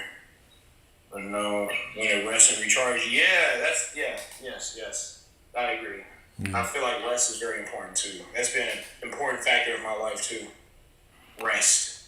That goes with being, right? That goes with being present and all those things, and allowing yourself to actually do what, feels right in that moment too, right? We can get caught in that. And I don't know if you've been caught in this. I've definitely been caught in this when I was just seeking knowledge endlessly. I got to learn about this. I got to change my life. I got to learn. And I was just constantly in strive mode. Every video, every book, whatever information I can get my hands on. But that in itself didn't allow me to enjoy my human experience. And it didn't really give me much time to simply be and allow everything to be as it is and unfold as I am in my perfection. I was constantly putting the version of me that I wanted to be out in the future, which was simply creating a reality where I was not that person. Right? I was definitely. I picked up every book I've read. I studied. I learned past lives and all of that. Yeah. And I just came to a realization, like, look, like, I'm reading the same thing. Like, I'm studying the same thing. It's like becoming a circle. Yeah. And then that's when I was like, maybe it's time for me to just sit here and let it all just pour in. And because I don't like, I do read still, but like I sit and I accept. I sit, I ask and you shall receive. I ask and it literally comes through me. Exactly. And I'm like, oh, like most of the stuff that I understand now is because I just sat there. I just sat there and let go. Yeah. And that's where I'm at now. And by me doing that, I can experience, like you said, I can just experience being a human a little bit more. So I was trying to go beyond being a human. Because I was sitting here to have fun. I truly feel like I was sent here to have fun, experience being a human, take all the human stuff and gather it all up and do what you want with it. That's what I feel like. 100% agree, right? What else would be the purpose if I'm God and all of this is me? What else is the purpose besides me to know myself and have experiences that I actually enjoy throughout this, right? That's the purpose, right? But yeah, even me now, like I still read a lot. I still kind of research a lot, but I don't do it because I'm constantly trying to get something out there. I know that it's all within me anyway. Another thing is, even when I was on the journey of reaching, right, like you said, it was the moments where I actually sat still when things started clicking. I thought that I had this information, but when I finally actually sat or meditated on it, or just allowed myself to exist in this moment and not really focus on anything in particular, all of a sudden things magically start connecting in my mind. And I had this thing that I used to do. I used to tell y'all to do it. And I actually did it on accident. That's how it started. I didn't do it just for the task. I did it to receive something. But I'll tell y'all to have a silent day. A day where it's like no TV, no phone, no book, no conversations with anyone. If you want to eat, of course, right? But you completely disconnect, and it's just you and your thoughts all day. No music, no nothing. And I started becoming very aware of my thoughts in there. But then all of a sudden, questions I was holding for a while started to get magically answered. Resolutions to things that I was, stressed about just started to pop up. Or I would just feel this calmness about them. Like, oh no, it's cool. It's gonna be worked out. And the reason that I started doing that is because I was trying to get something. I was like, oh, maybe if I just cut off everything and I have a day of meditation, then all of my desires will come in. But then I realized, oh shit, all of this information is starting to click. Things are starting to happen. So now I incorporate those days every once in a while. Well, I'll just have a silent day. Some of the times I'll have silent days. The only thing I'll do is I'll come on here, I'll do a stream, and then I'll get off and get right back to it. But yeah, long story short. I'm telling you, when you just sit there and completely surrender, you be like, that's what happens to me. Yeah. When I first had that awakening, my second awakening moment, I was sitting in my car, crying in the rain in a parking lot. And I was like, you know what? I give up. I was like, I'm going to stop trying. And I surrendered. Yeah. The moment that happened, I kid you not, yo. I kid you not. I was guided. Literally, physically guided. I don't know why I was doing this. I was guided to my answer. Guided to my answer. And ever since then, stuff has been going up. And that's when I realized, I was like, the more you surrender, more often you surrender, I kid you not, you're going to be guided on, yeah, life takes care of itself, man. It naturally takes care of itself. It's us that get in the way, right? God is never left. We just sit there and we try to micromanage God. But God can take care of it. You've already made the intention. It's done. Now, simply allow it to happen. Allow it to unfold. So, I guess that's the whole freaking reason why I came up here, I guess, to tell myself, look, just allow it to unfold. I just said it. We both just said it. Yeah. Dang, see, right there, we just kind of, in that flow, I said it myself when I need it. Yeah. It's beautiful how that happens.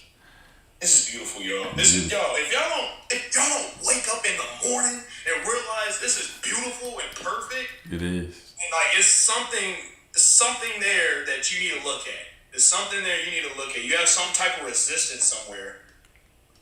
It's resistance and trying to, gosh, it is. It's so good.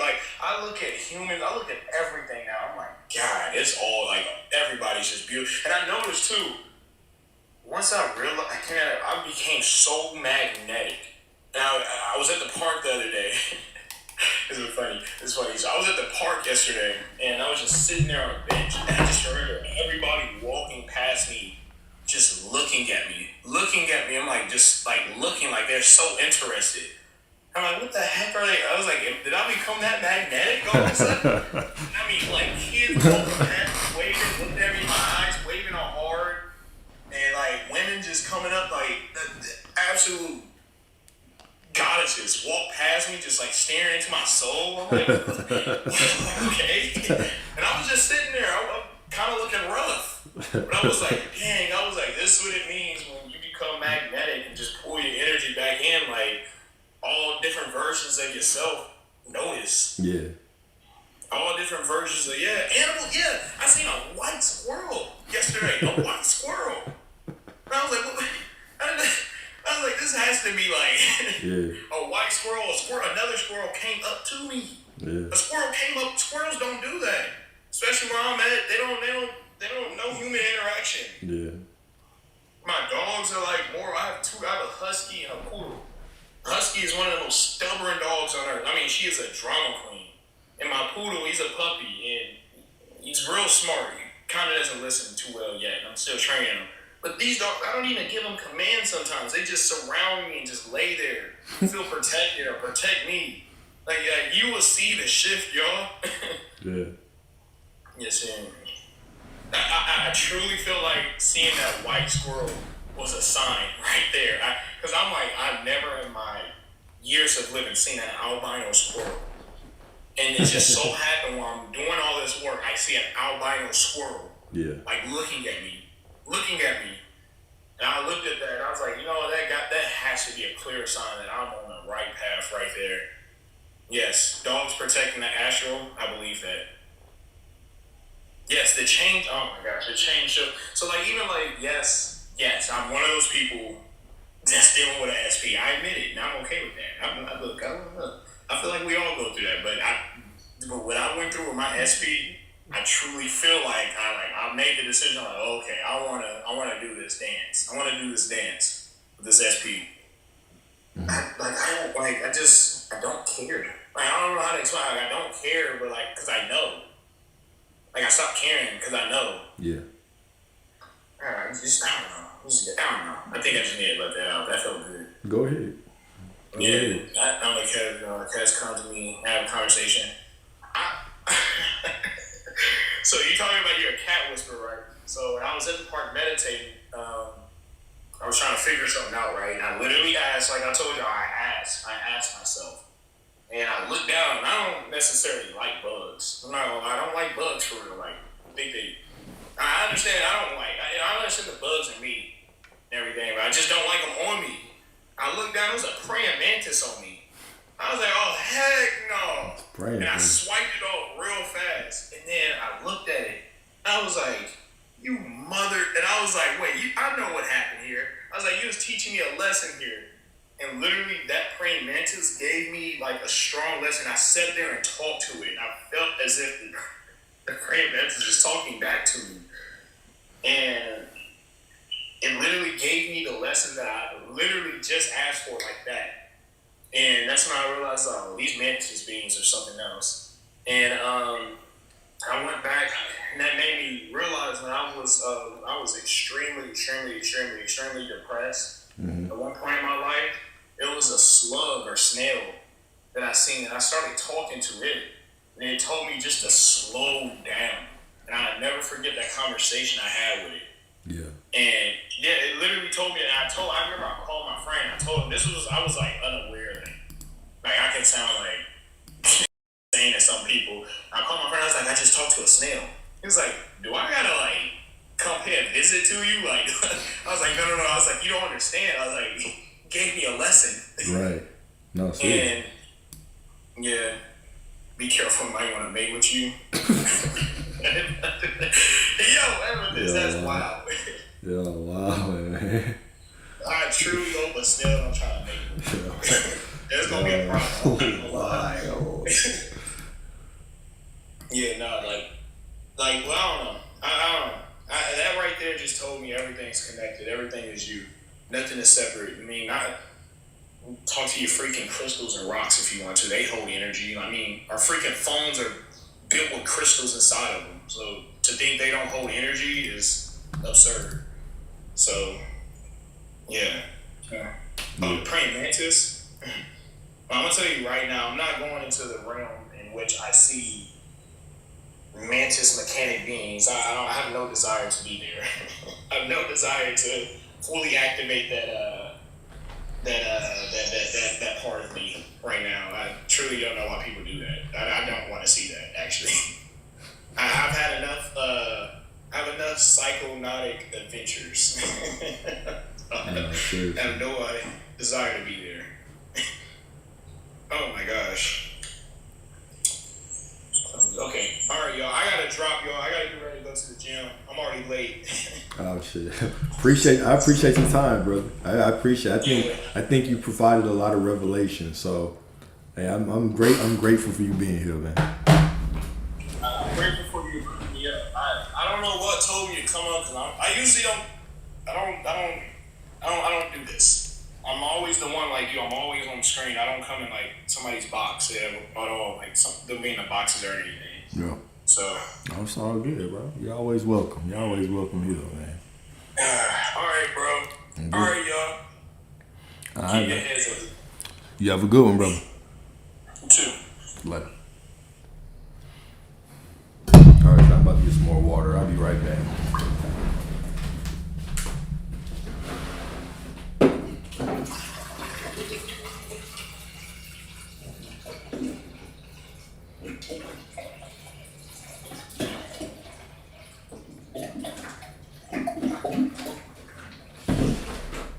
Man, I ain't gonna lie to you. I was finally about to hang that picture that's been right there. I was gonna hang it, but then I remember somebody telling me that they were gonna manifest me hanging that picture. And so I thought about it, I got stubborn. I said, hell no, I'm gonna keep that motherfucker on the ground. Make y'all work a little bit harder for your manifestations than that.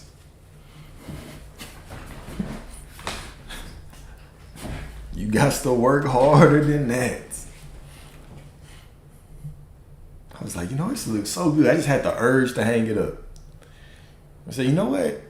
Nah, hell no, I'm not hanging shit up.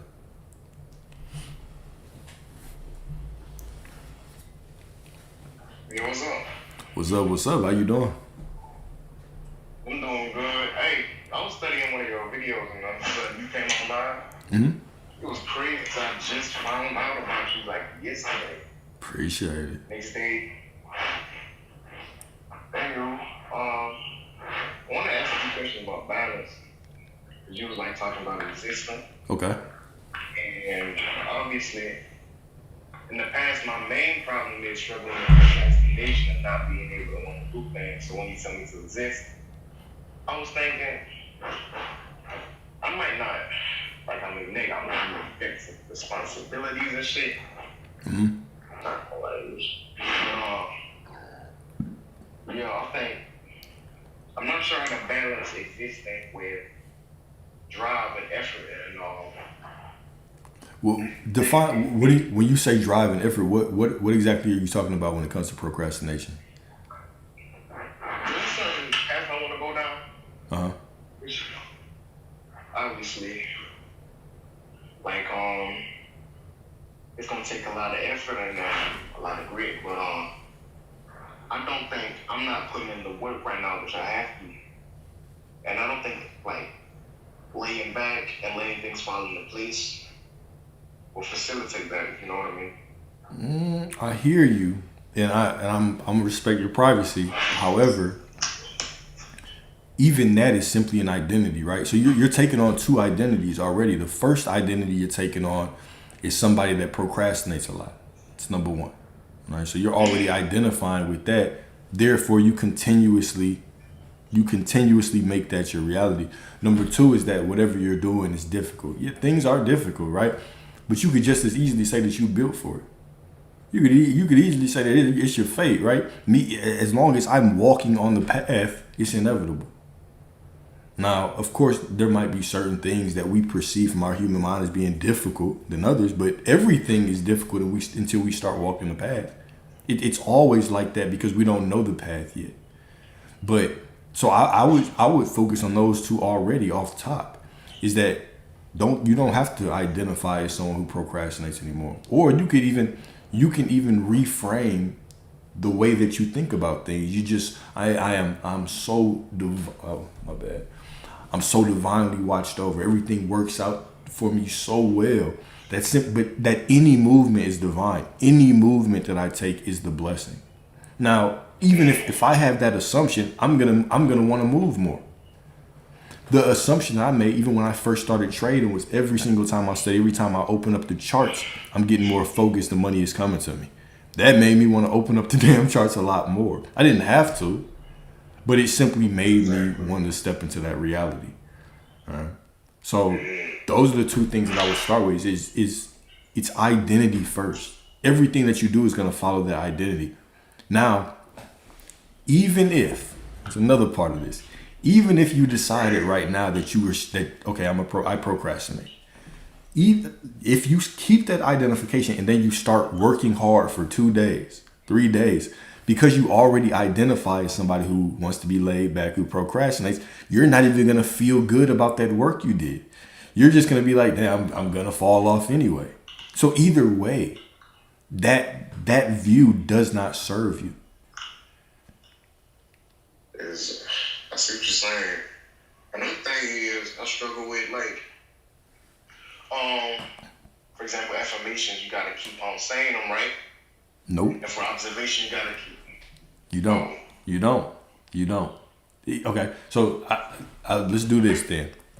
If right now you started binge watching a TV show, and all you thought about was Breaking Bad, all you thought about was Game of Thrones for the next 2 weeks, you talked about it with your friend, you talked about it, with your family, your life wouldn't turn into that show. These are your thoughts. It's when you think that you have to say affirmations, what we're thinking is that we have to convince ourselves that we're someone that we haven't accepted, so reality can show us that we are that person. But that's vain. That's vain repetition in Scripture. When you do an affirmation is just reminding you that you are already it right now. This is who I'm choosing to be right now. You can say them or not say them, but just saying them for the sake of trying to get something when you're not that person, that's in vain. So when you say or saying I am God and God is like the same as me, is that not the same as I'm struggling to differentiate believing, truly believing you is something and not saying it? Gotcha. And that's over and over again. That's a part of the process, right? If you want to, this is how I put it.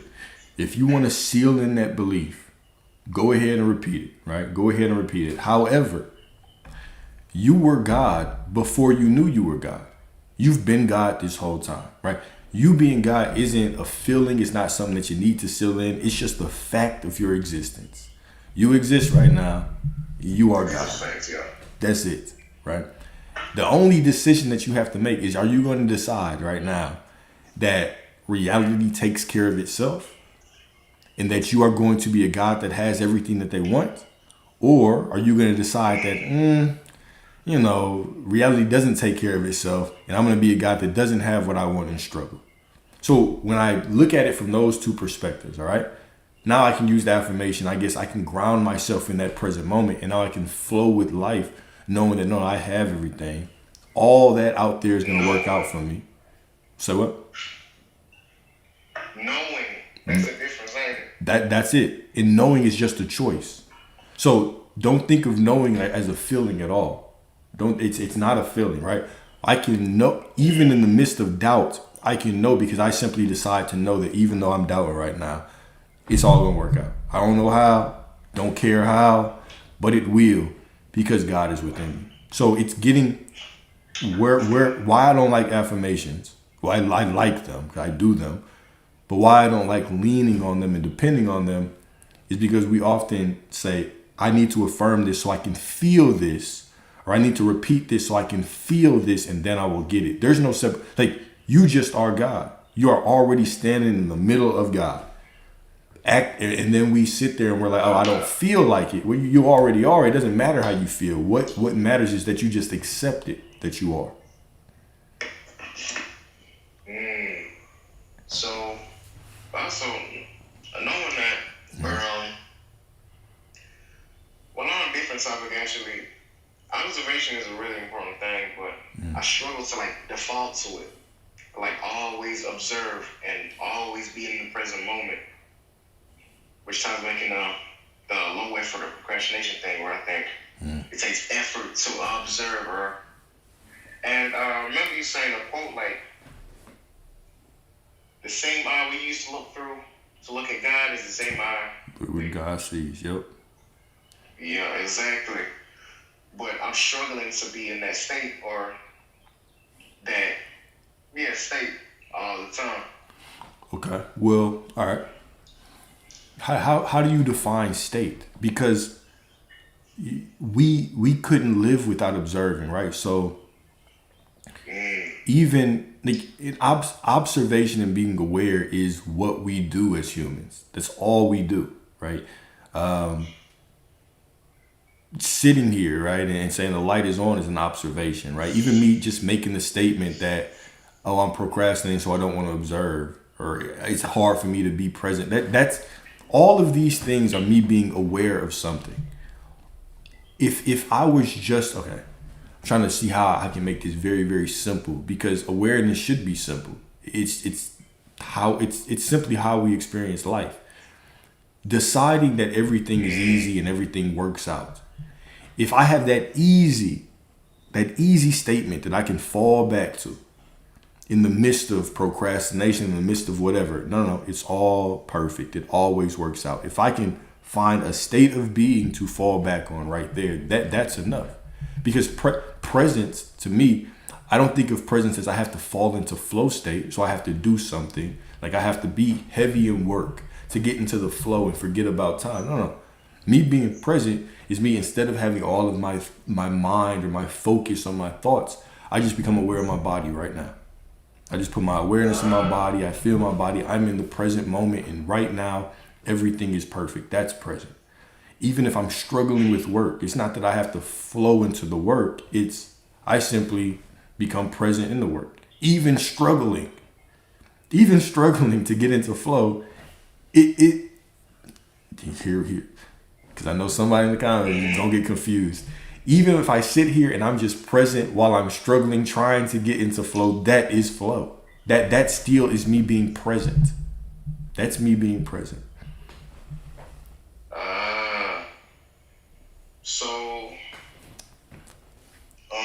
Also, what we define as being awareness. Like, define awareness again. So, okay, awareness is your existence, right? You could, if right now you have amnesia, right now you lose all of your memories, and the person that you love the most walked into the room right now, you had no memory of them, you would not know who they were. They would mean nothing to you.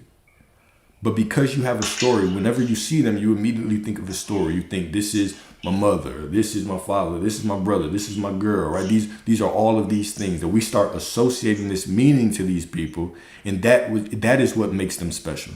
The same way that when we walk into a building, we just start telling stories.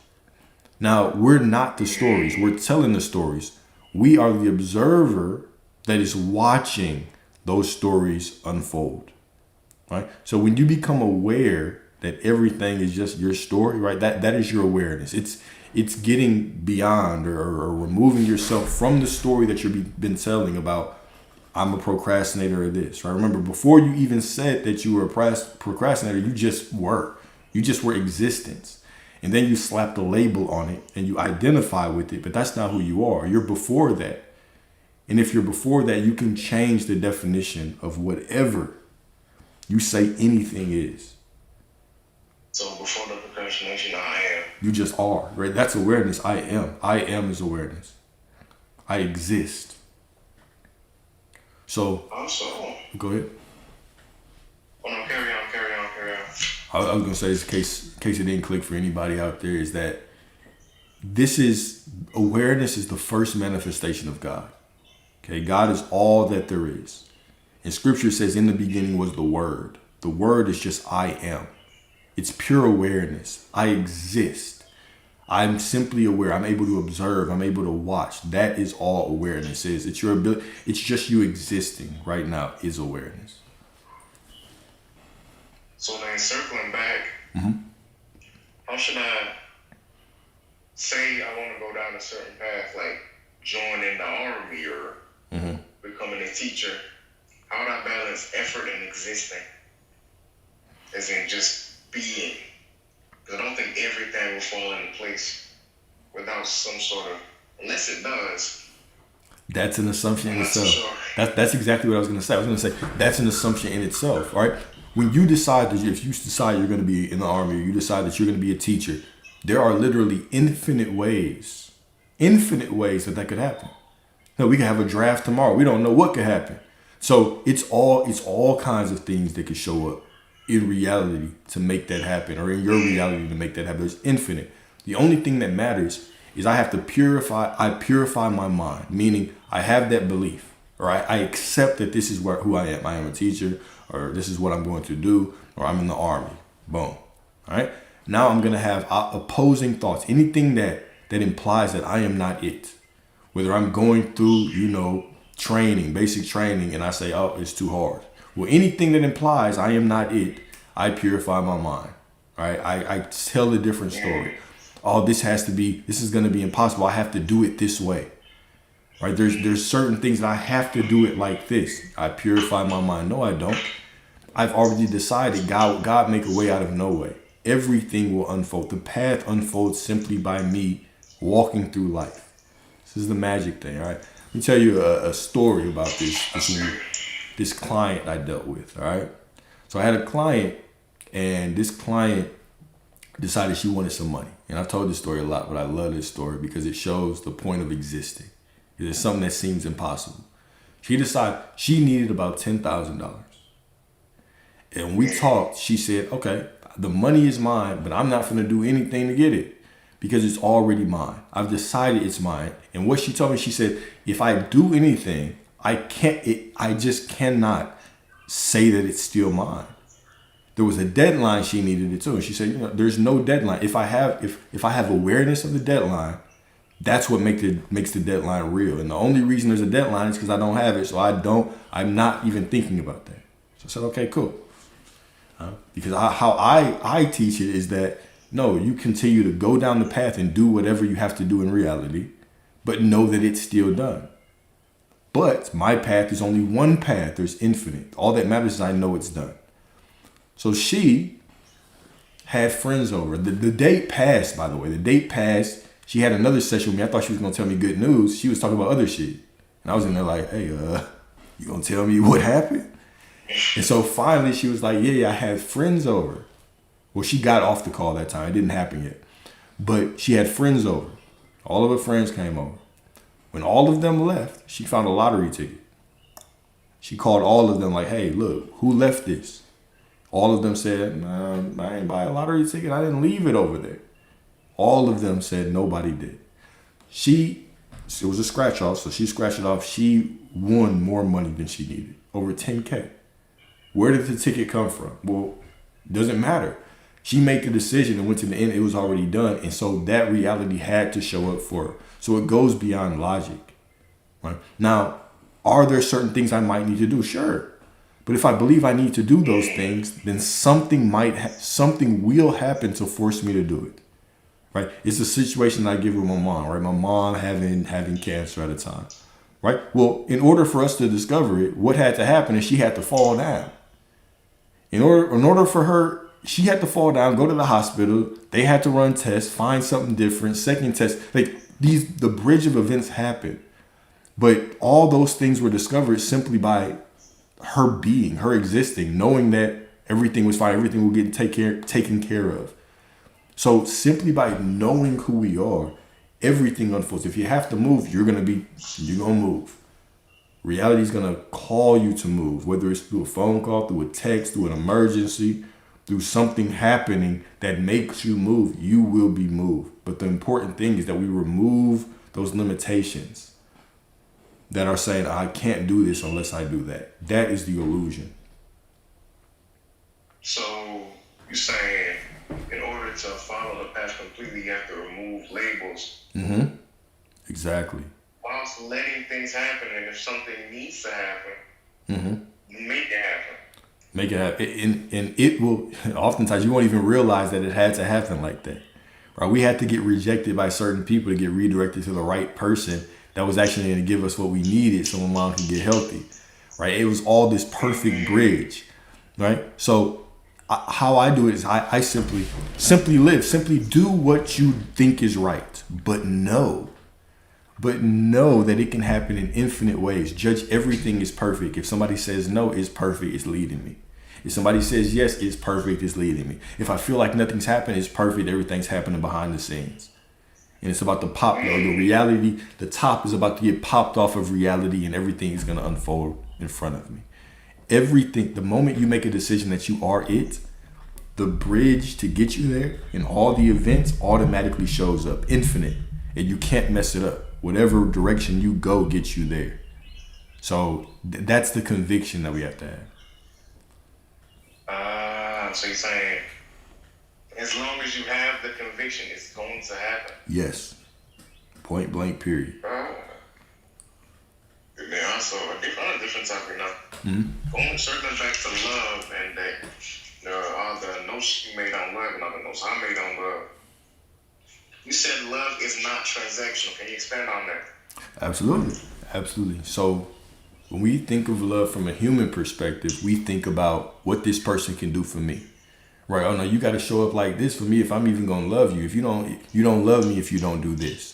But when we speak about divine love is not a verb. It just is.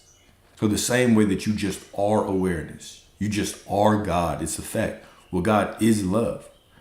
The love of God, the love of Source is so unconditional in that whatever we say we are, we're unconditionally supported in being that reality unconditionally, right? So if you decide right now that things are hard, you're unconditionally supported in receiving that. If you decide it's all easy and all working out, you're unconditionally supported in your reality being that. Love is the fabric of reality, right? When I begin to love from the overflow of just me being love, me knowing myself as Source, I no longer seek to possess anybody, right? I can't possess this woman. She comes into my life. It's a celebration of the love that I am. She walks away. I'd never own, like she can't take away my love because my love comes from something eternal. She can't leave because she's me anyway. So there's nowhere to go to. If I want to choose to experience more love through her, I can. But then I can move on. But there's no expectation. I'm not needing anything. I'm not holding her accountable for my happiness to prove to me that love exists. I know that love exists, or else you wouldn't be here. So it's getting beyond kind of that human understanding of love. It's going directly to the Source. I am love. And so everyone that enters my life, whether it's temporary, whether it's forever, they're simply an expression of that love, and they're to be enjoyed in this moment. Also, I've heard now that love is not, or love is a bridge that connects us. And it's not actually. That's what I'm stumped on, and that's what I'm. Can you expand on that? Yeah, for sure. Well, what part? Because I mean, it's the bridge because everything is love, right? So, matter of fact, I got you. I think I know what you mean. All right. If we get caught in the illusion of, let's say that I want this specific person and I want to experience the love through them, but then I meet them and certain things show up that I don't really like about them. Like, she does this. She does that, right? So I start focusing on that. I start focusing on the lack. I start focusing on what I don't like. What's going to happen is that more things that I don't like are going to show up. That thing is going to become prominent. We call that confirmation bias, right? In psychology, where what you focus on shows up more and more and more. It just expands, right? But there's a deeper spiritual thing that's happening, right? It is that when you're focusing on this and observing this one part of this person, and you're identifying, I don't like that, I don't like that, I don't like that. Now more things that you don't like show up because you're identifying with the version of them that you don't like. But when you begin to see with the eyes of devotion, meaning I see you as a perfect vessel of God. Now all of a sudden I become connected to the love that I am through you because God is me. And so now all those things that I don't like, they begin to fade away. More things that I do like begin to show up. Why? Because love is what connects us. Love, since I am love and God is me, God already knows what I want. So if I start looking at somebody with love, all the things I desire show up within them. Because love is simply the bridge for me to experience myself.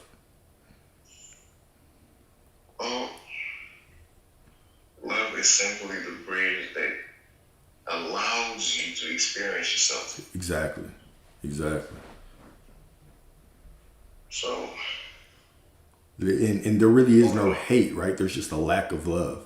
So when I look at people with a lack of love, I experience the lack of love, which we translate from a human mind as hate. But it's really just the lack of love.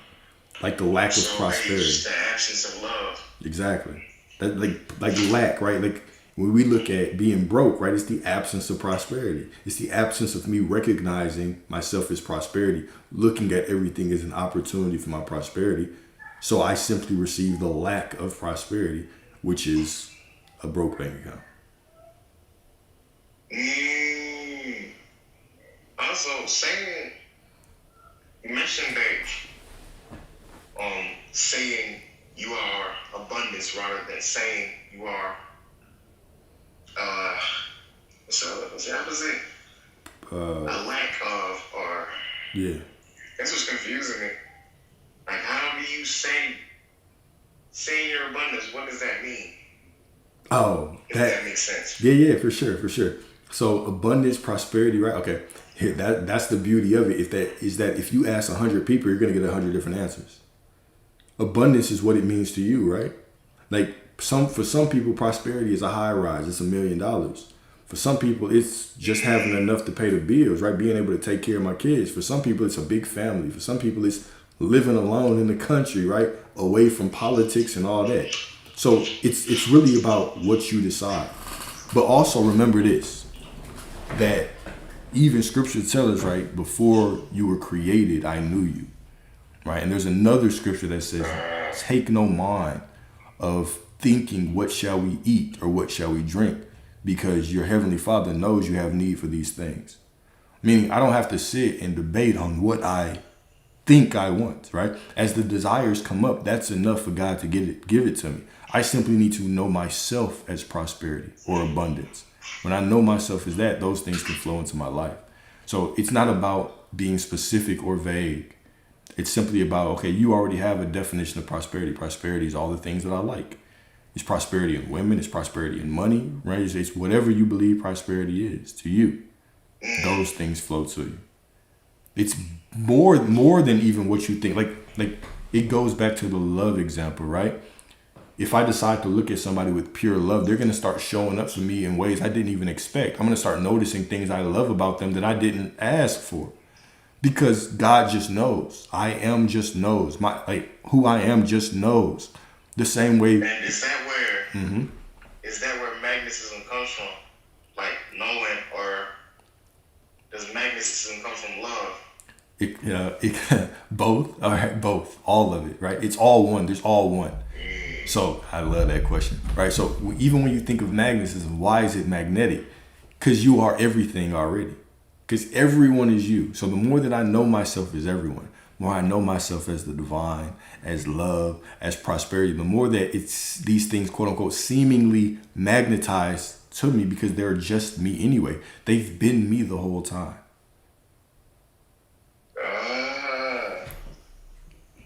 They've been me the whole time. Since everything is within you, all right, they start thinking now. Everything is within you, exactly. So there's nothing to search for out there. Even the magnetism is just who you know yourself as, right? You're magnetic because you are magnetic. You're magnetic simply because you are God, your source. All those things, like prosperity is magnetism, love is magnetism, and it's all you. There's nothing out there to control or focus on. There's only my state of being to decide, and everything will be added to me. That's that seek ye first the kingdom, and all these things will be added to you. Know yourself as the source of everything, and then everything that you want will be added to you. One last thing is, you said to choose and to decide is to know. Earlier when I was watching one of your videos, and I'm just trying to figure out what that meant, what that actually means. Yeah. So what I'm really saying is detach the knowing from the feeling, right? I don't care how you feel about it. You choose. Like when I say, oh no, this is who I am. I am prosperity no matter what. Whenever I do my affirmations, and you'll start catching it, it's like I'll say no matter what at the end of them. No matter what. I am that I am no matter what. And then no matter what is important because it says, all right, well, it doesn't matter. What if I don't feel worthy? Well, I still am worthy because I decided that, right? I'm not waiting for a feeling to tell me who I am.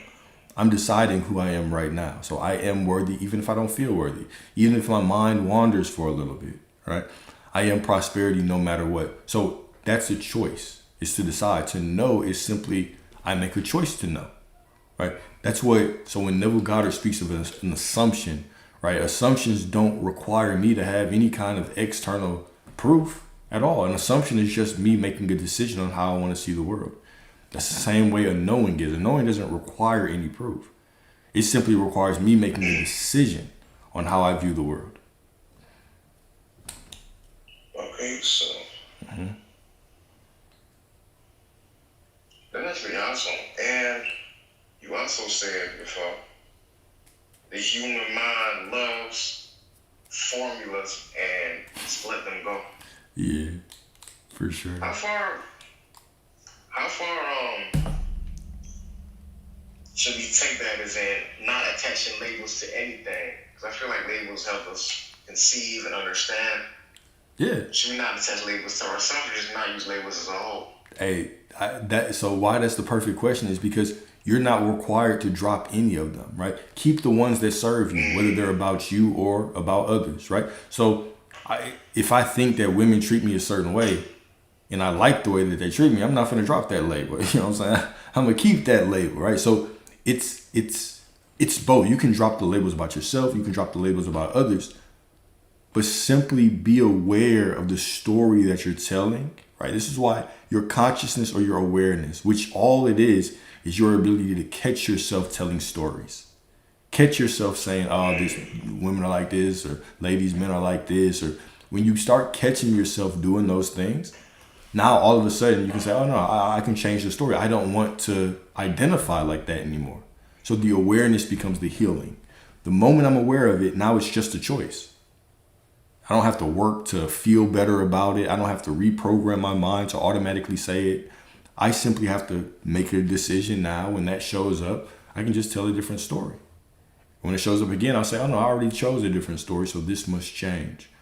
So we have labels on all kinds of things. We have labels on ourselves, on others, on things, on circumstances, on how, you know, certain even technology works. We have assumptions on it. We just don't have to identify with the assumptions we don't want. Another thing you said is to love, you explained the scripture, right? Mm-hmm. And you said to love thy neighbor like yourself is God recognizing God as God. Yeah. Sometimes y'all say something, I'm like, yeah, I cooked with that. You did. I don't know if I'm retaining or understanding everything that's in that quote. So could you explain it again? Yeah. So love is everything, right? So when I begin to, think about it like this. If I start to see my neighbor with love, even the stranger with love, everybody with love, right? This is God all right. Anytime that I look at another being, okay, another human being, let's say, that is God gazing upon God anyway. That is God recognizing itself as God in another. When I choose, regardless of love. Well, that's okay. It's God gazing at God regardless of love. Now, when I choose to love them, when I choose to see them as God, that's God gazing at God and recognizing God as itself in another. So it adds this other layer of beauty on it. So seeing my neighbor as God. Go ahead. So is love recognition then? Love is recognition. I'm using the word love in this situation. That is recognition. Absolutely. It's not the love, the human love of I love you because you do stuff. It's I love you simply because you are the vessel of God. It's going back to that unconditional love. I love you because I recognize myself as love and you are me. Therefore you are love. And so you must show it beautifully for me. The same way I show it beautifully for you. Is it? This is what we talking about, right? Because there's so much to unpack from these points you be dropping. Yeah, I know. I try to shove a lot of information in them. Yeah, that's the beauty of it, man. Another thing is, hold on. You said God animates you, and that your breath is proof that God is inside of you. Yeah. I think I'm only retaining that as surface value because there's a lot to unpack though. All right, so this is the story of creation. I think it's Genesis 2:7 that says, the Lord God formed man out of the dust of the ground. All right. So the Lord God formed man out of the dust of the ground. Right. So that just is the physical vessel. And then breathed the breath of life into his nostrils. And the man became a living being. Meaning, you only exist. You're only alive right now because you have the breath of life. What is the breath of life? That's the breath of God. What is the breath of God? That's everything. You have been animated by God, by yourself, by all that there is. And so the only way that you can actually be alive right now is if you have this breath of God within you. Because that's the only thing that makes you a living human being, a living being, right? So that is the perfection. Okay, that is going back to that, or remembering that allows you to walk through life and be called back to, oh yeah, no matter what's going on, I am perfection. Right? I am divine. I am the breath of God. I am the word of God.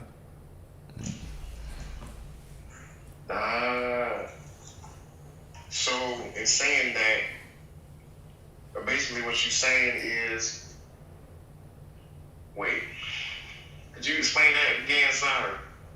Yeah. My bad. I ain't gonna lie. I kind of forgot the question. Hold on, let me repeat it for us. Yeah. Could you explain the quote that God animates you? Oh, okay. Yeah. All right. So let's say that your physical body. Let's take scripture very literally right here, just for fun. All right. So God formed man out of the dust of the ground. So our body, right, is made out of the dust of the ground, right? And so it formed this vessel. Your vessel is formed, right? Have you ever seen I don't know if I can say this word, if you ever seen a passed away body, right? You can tell that it's lifeless, no spark in it. It's gone, right? The only way that we have that divine spark is if God has breathed in us. Now, let's go further and beyond God breathes in you, right? What does that breath represent? It means that the Spirit of God was made manifest in you. The Spirit of God is made manifest in you. In Scripture, you're called the temple of the Most High. The temple of the Most High. All right? So this temple is the clay. It's formed out of dust. The Most High is what's in it. You're the temple of the Most High. So your body is the clay. It is the building. It is the church. And what makes it holy and sacred is that God has chosen to live within you. So that is what it means to say God animates you. Is that point blank period, God is within you. You are God. No separation. You're just God you're God with a body, right? You're God that has an identity. That's the only thing. The ego. The ego that allows you to have this life, exactly. Which is another thing, right? I was gonna say one other thing, but I'm gonna say this as well.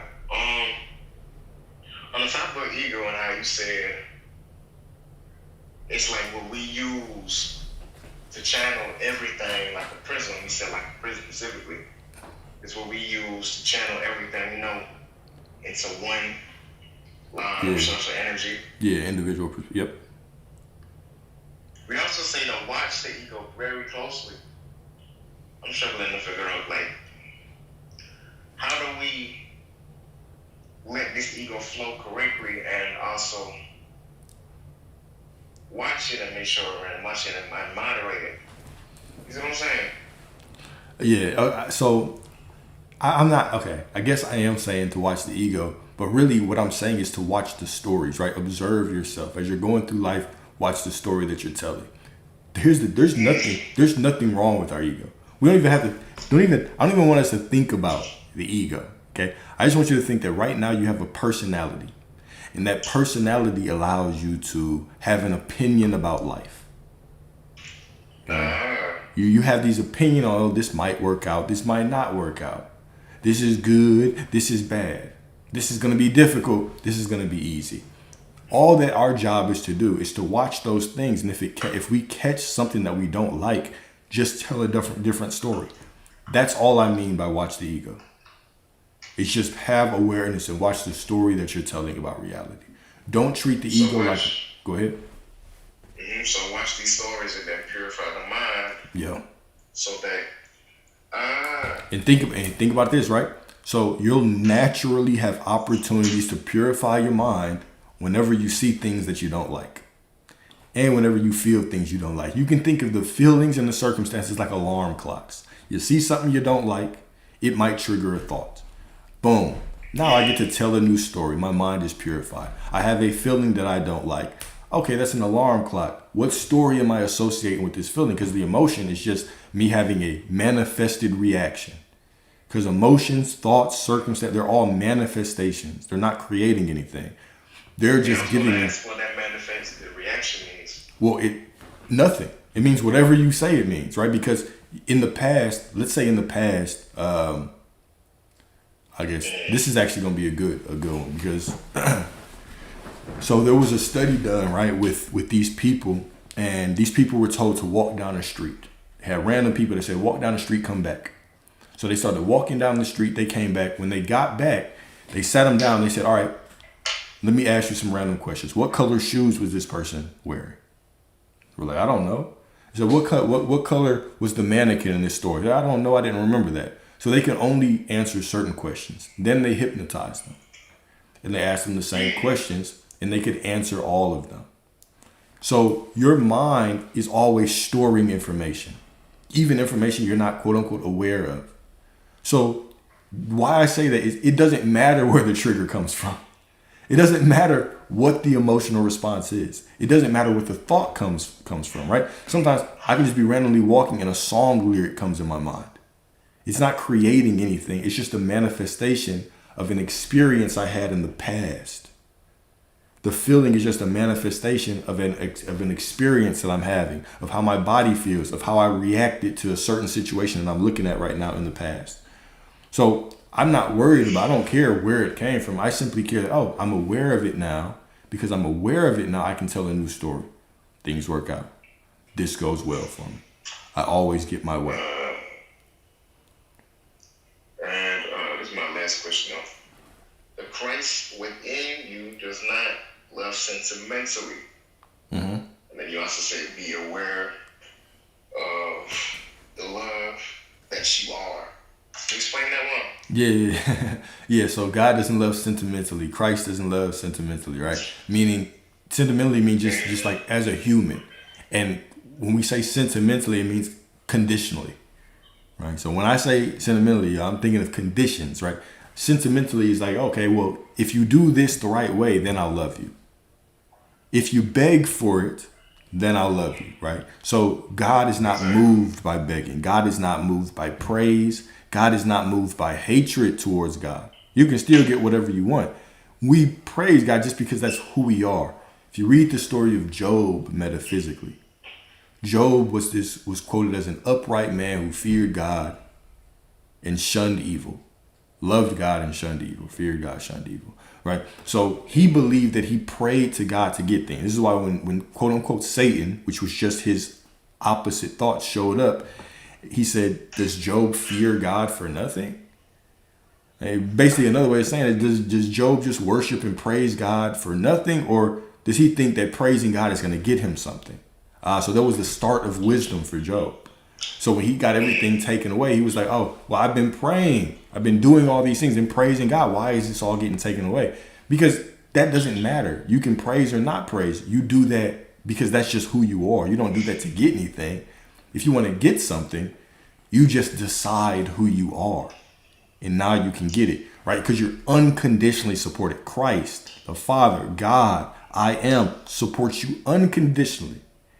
It's not moved by your emotions. If you decide this is who you are, but you hate it, you hate God, but you decide who you are, God is not going to say, because you hate me, you can't have it. That would be sentimentally. That would be conditional. But God is unconditionally loving of us. So that's what I meant. All right, before I get up and off, y'all, can you explain purifying the mind? Is it just the action of saying this ain't the belief I want? Yeah, just deciding who you are. Is it? It's basically, all right, catching the identifications that you don't want anymore and deciding what you are going to be and who you are instead. That's it. That's purification. Purificating the mind is just I decide who I'm gonna be. Hey, Any good side. Go ahead. Oh, wait. Actually, no, continue what you were saying. Anytime that I decide that I no longer want to hold a certain perspective, I want to do something differently, that's purification. Anytime I'm purifying more and more every time I do that. It's like I'm pruning those old beliefs. I'm just taking them away. I'm removing them. And I'm allowing life to become more beautiful and beautiful as I purify, as I continuously purify.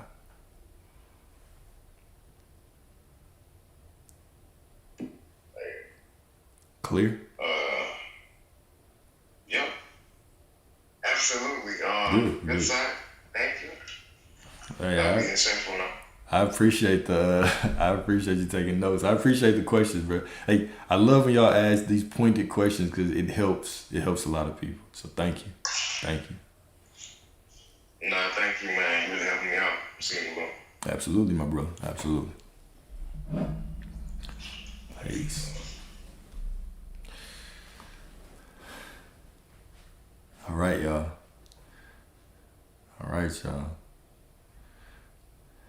Let me see how much more time I'm gonna be out here. 11:58. Well, how much battery I got? All right, I got 6% battery, and I'm just saying that before I bring anybody else on here, just to give y'all a heads up. I only have 6% battery. When it dies, it dies. But I still love y'all. Okay.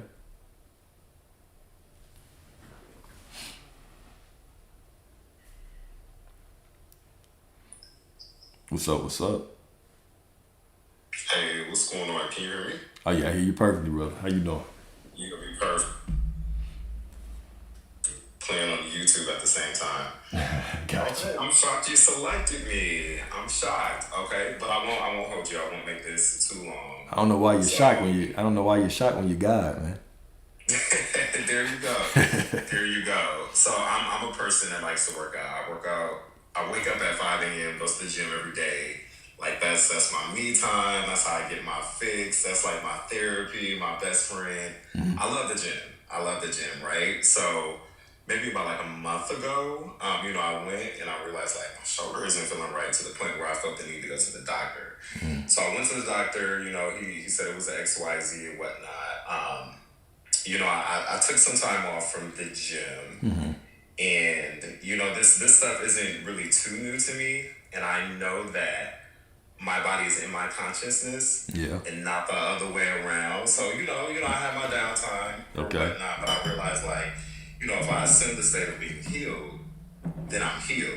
You know what I mean? And I've done all this stuff, with an SP before. Yeah. And, finances a little bit. But, it's been a little different. It's been more challenging for me when I can feel the physical pain. And when I go to the gym, it's just I can't put up the same amount of weight right now. It's just been kind of bothering me. And I think I just need some advice. Okay, I got you. I'm gonna ask you a couple questions because you know the law already. I can tell. All right, so what makes the physical pain different? Let's say that you're manifesting a SP versus the physical pain. What makes the emotional pain that you have to go through in that situation different than the physical pain here? Oh, that's a good question. Mm-hmm. Either way, you walk through it knowing that it is what it is. It shall fade. You know that the end of the road is coming. It's already done still, irrespective of that. Okay. But what about when I go to the gym? Yeah. Right? And it's I'm trying to put up this weight like I was before. Yeah. And it's not really happening the same. Well, that's because you're looking at this one time that you're putting this weight up and you're saying, okay, it's still not happening right now. You could just as easily tell the story that every time I get under the bench, every time I get under the squat rack, every single time I go down, no matter what I'm feeling, it's getting better. I am healing. You can make a decision every time I take a sip of water, it's healing, right? You already know the end of the movie. You know that it's healed. You simply have to go through this physical reality and allow it to do so. So what story are you telling in the meantime? right? It's no different than persisting through an emotional pain and saying, okay, cool. No, I'm feeling this, but it's already done. Right. It's you go through it and you say, okay, well, I feel this, but it's already done. You become that placebo in your life. Instead of saying, but the pain is still here, it's okay, every single time, every single moment, this pain is getting more manageable. It's getting easier. Right? I'm getting more flexible. I'm building the muscles that's gonna keep that pain away. So I had this exact issue with shoulder pain, I'd say about maybe a year and a half ago, where my bench press was all the way down because of it. And that's what I decided was every time that I touch a weight, my shoulder is healing. And everybody was like, no, you gotta stop. I went to the doctor too. They checked it out. They wanted, well, I had an old football injury they wanted to do surgery on, but I just decided, no, every time that I touch this shoulder, it's getting healthier. It is healing. That became the dominant story. Yeah, that was a wrap. A couple weeks later, I was good to go. So I would focus on those, especially when it comes to things like pain. I would be very mindful of how you tell the story as you're going through pain. That's Okay. how you tell the story as you're going through it. So it's already done. Now, how do you experience the unfolding of it? Are you saying that it's all unfolding perfectly? Are you saying, I guess it's already done, but because I'm feeling this pain right now, it still hurts and it's not changing. And what do I have to do differently to get it changed? So that's not. If you're telling that story, that's the manifestation. That's the reality that you're in. Yeah. Okay. Well, that makes sense. I feel like that's the route that I was going down. Mm-hmm. Okay, that makes sense. Absolutely. Right. The answer is always in the story. It's always in the story. You make the choice right now. It's healing every day. Every time I touch the weight, it's getting better. Gotcha. Okay, I appreciate you, man. That's all I got. Bet. I appreciate it, bro. Appreciate it. It's nice and simple. All right. Thank you. Cool, man. You have a good one. All right, you too.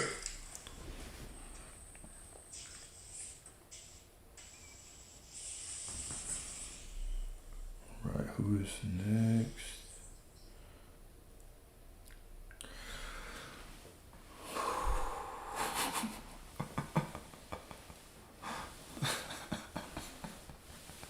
Appreciate you, Leslie. Appreciate you. How much do I have left? I ain't gonna lie, that's gonna be the last one, y'all.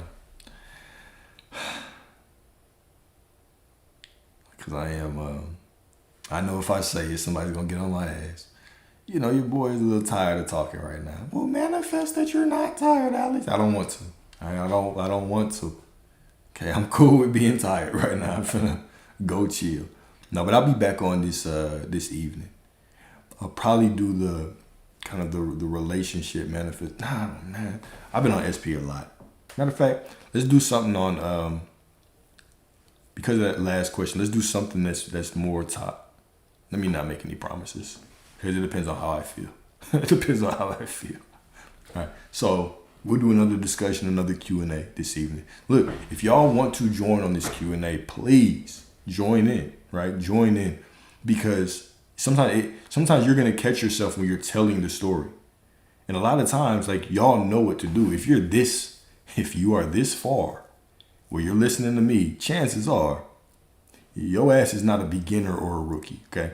So oftentimes it's just as easy as a couple limiting beliefs, and you never know how it can help somebody else, right? We're all in this together. And I ain't gonna judge you. I'm gonna be patient with you. Right? If the comments judge you, well, you'll be all right. Right? You'll be all right. But we got this, right? You deserve the life of your dreams. So, just step past that discomfort. Step past that discomfort, and then come with me on the journey to the SP. Come with me on the journey to your SP. All right, I love y'all. Y'all have a beautiful, beautiful, beautiful, beautiful afternoon, and she'll talk to you very, very soon. All right, peace. And I'm about to upload the document.